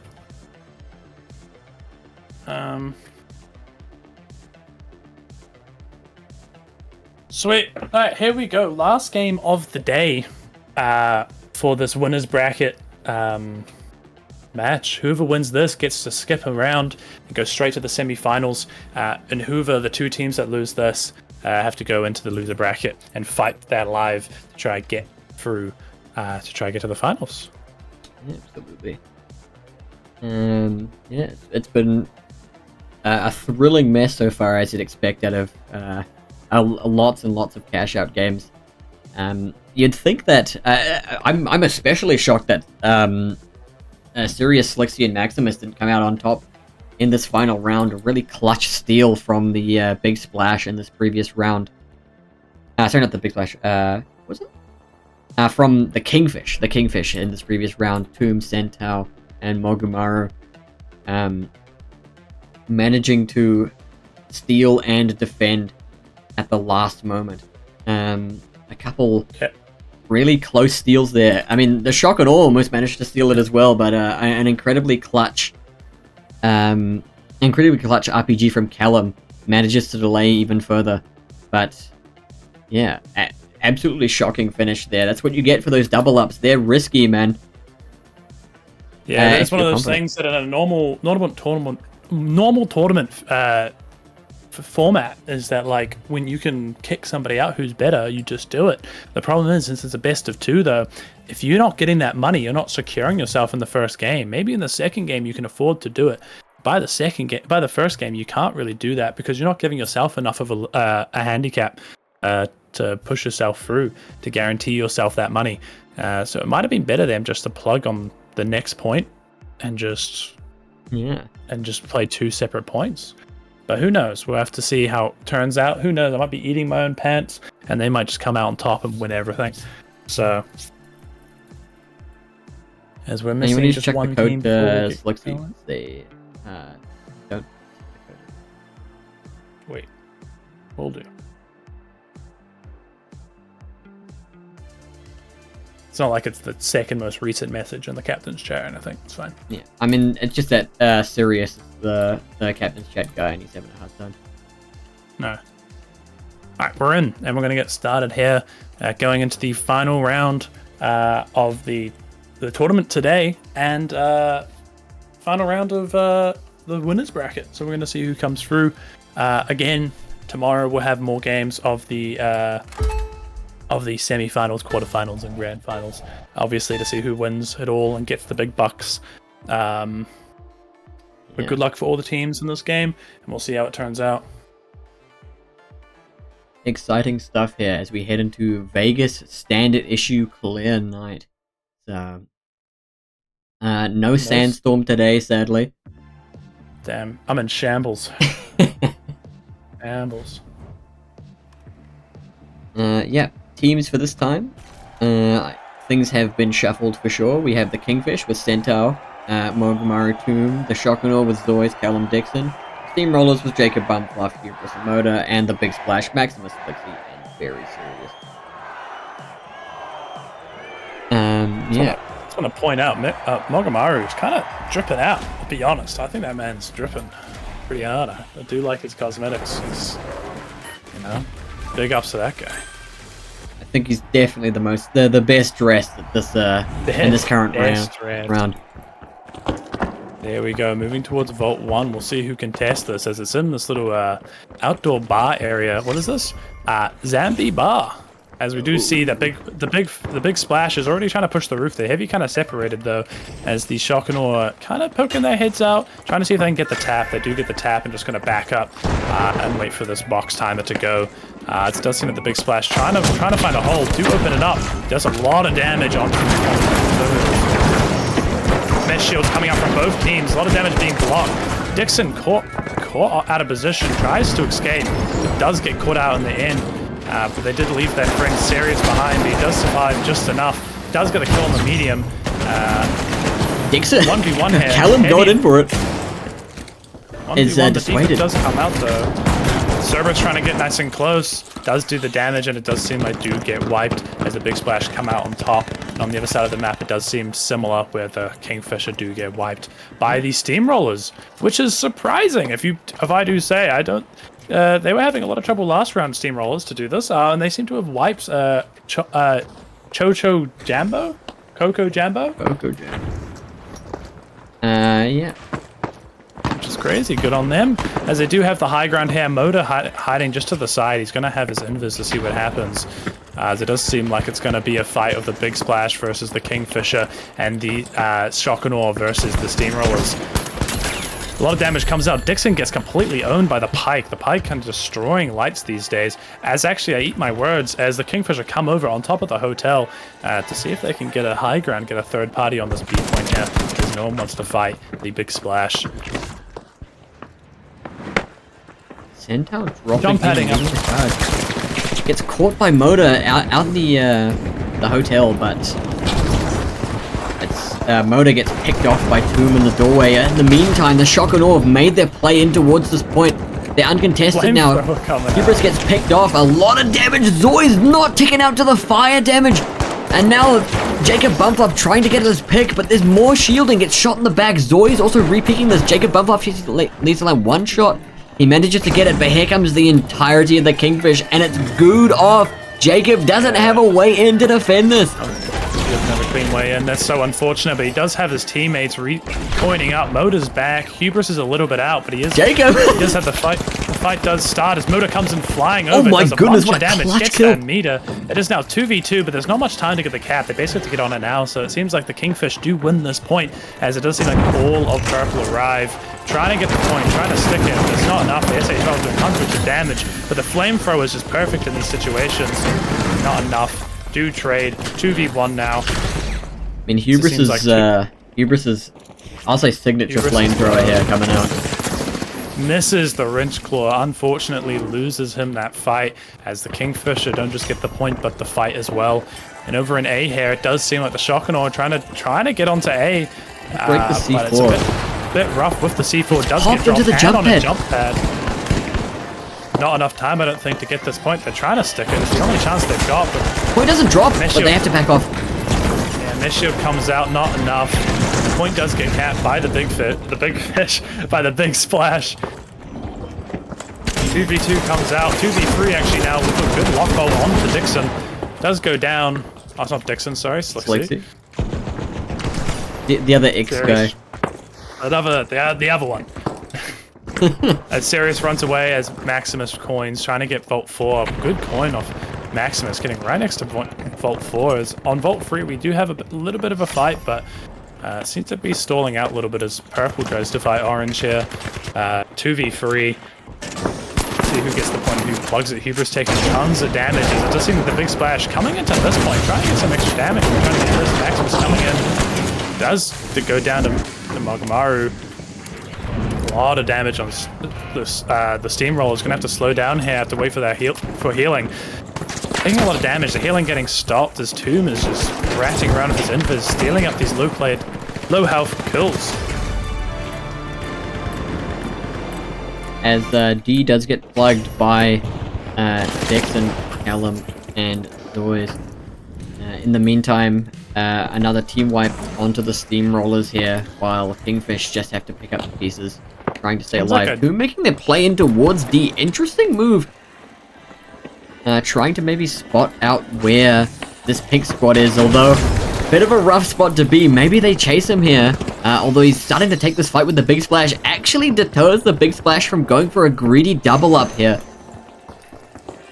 Yeah, I think Tomb's team really wanted to kick out Slixy's team, or Sirius's team, just because they're such a competitive team here. If you could get the other team to at least be competitive with them, it could be really good for them. But we'll have to see as the big splash are still being chased by the Steamrollers here. The heavy kind of caught off guard, kind of taking a 1v3, but the other teammates show up. The lockbolt, flamethrower coming out, completely destroying the heavy. A 2v1 coming out. The Cerberus doing tons of damage against that flamethrower. Might not be enough to kill him. That flamethrower just doesn't tick fast enough as Slixy gets the sight line with the LH1 and does drop the heavy. A bit rough as all the Steamrollers go down there, not being able to secure many kills. As we go to the other side of the map, it seems to be a similar story as it just seems like Dixon's the only one up, 1v1. Dixon trying to make a stand there. He was doing a massive amount of damage to this orange squad. They got a res and heal off, and after that, they just weren't able to contest. Lexi coming in, trying to get this cross kill. It's a great time to do it with this big splash fully health, and they just get this wipe. Immediate steal here. They're on both points now. A really smart time to move in for this third party. They managed to get another cap. And this point's a lot closer. They just have to hold it for another like 10-15 seconds, and then they're safe. As as the game has a bit of a huge stutter there, as we head over to this other side, and because that point was abandoned, the Steamrollers managed to steal it for free. With this high ground with the pike might be really hard for the Chocomilk to try to push this. It's going to be quite tight. The Motor gets completely caught off guard and dies early. Unfortunate for him, as it does seem like this might be kind of hard for the Steamrollers to hold this as they do get the high ground. I don't know if they have a map, but they are C4ing it open. This is very unfortunate for the Steamrollers trying to take this. That drops finding Zoys. Actually a huge kill if Jacob can go rotate, but Dixon's going for the chase. Hubris scaring them off. Manages to dodge the lockbolt as well, but has to reload. Dixon punishes it, and Jacob Bumfluff now rotating back up towards the site. He's got a good line for it, but now he's just going to get walled off. Takes a good amount of damage for it. Dixon now going for the cap here. Jacob not in position. He's maybe going to try and go for this drop. He does get it. Get some good damage. Motor's back in position to cap. To defend the cap as well. With a shield up, they're not really comfortable going for this, but Motor can just bide his time and stall for Hubris to make his way back in. Gets the kill. Dixon now not in a good position to actually take this point. He's now getting sprayed down by Hubris, who just got the lockbolt.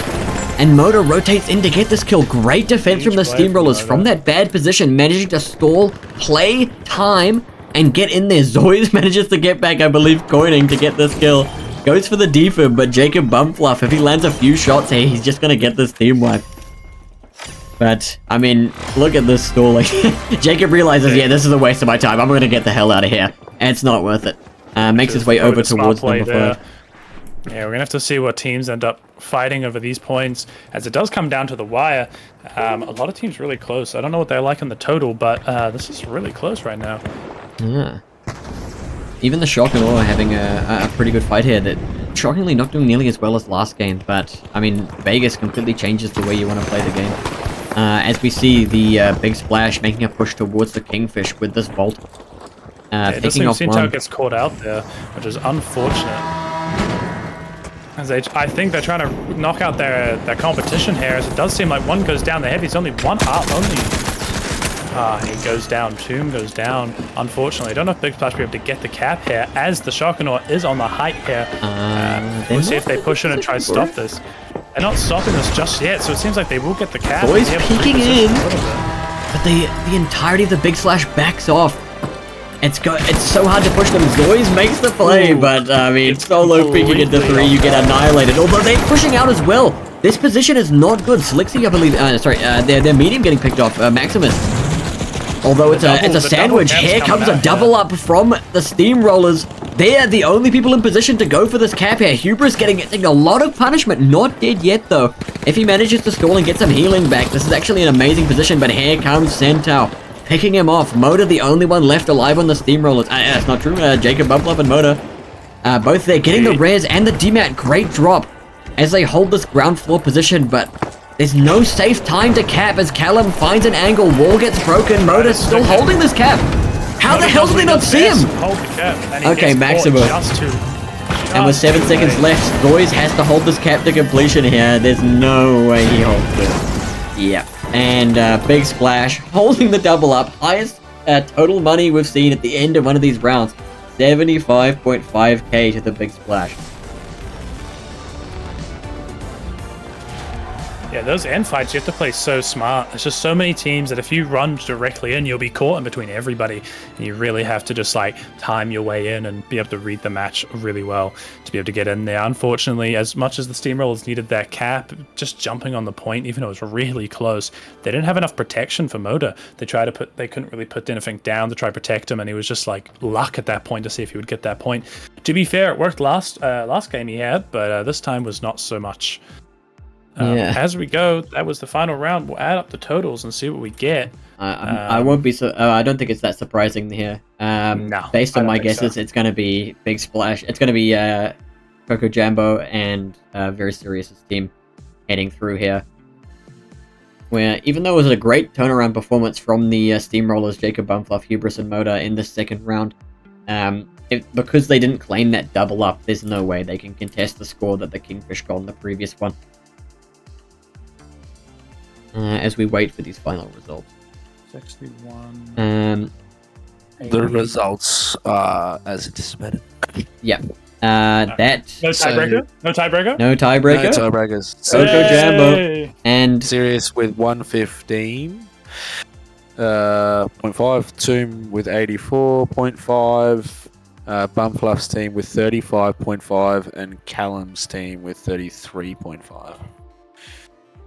Alrighty, that is all for today in the games. So let's have a look at the current standings in the bracket at the end of this first day of the event. We can see Coco Jambo coming in from game 1, securing first and second place in game 1, and then the winners bracket to then take them into the semi-finals. On the other side, we have in game 2 Sirius claiming first and first place to get through the winners bracket into the semi-finals. On the other side, we can see Greg and Frede's team taking valiant efforts, just barely losing out, dropping down into this losers round. But here they are coming into losers round 2 up against Jacob and Callum coming in from the upper bracket. So, yeah, that was all for today. Day 1 of this Oceania Finals League. Yeah. Thank you for all the competitors today. We'll be back on tomorrow. And I'll say the times for us, so everyone's aware, all the viewers who are not in the Discord. We are looking at... Oh, God, where about us? Tomorrow, the first game, the losers round 2, will be at 5 o'clock New Zealand time. So I believe that's 3 o'clock Melbourne time in Australia. Yeah, we'll have one game. That's when it starts, and each game should take about an hour. Hopefully, obviously today we've been proved incorrect on our timings, but we'll have to see. But other than that, I would like for everybody to join in tomorrow, see the games, see who wins this game and who wins the prize. And who gets to win, you know? Mm. Well, yeah. Yeah. Thank you all for watching. Yeah, thanks you guys for watching. Thank Fools and everyone behind the scenes. Ploy, our dad, sorting this out. Thanks for everyone competing. See you all tomorrow. Alrighty. Sweet. Let me just cut over. Yeah. This looks so shit.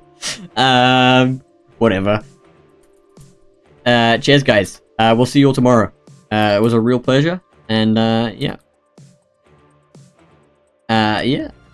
Sweet. Let me also just, since Vantage demanded it, we're gonna have a look at what the OFL cash out has to say today. It's saying, please plug me.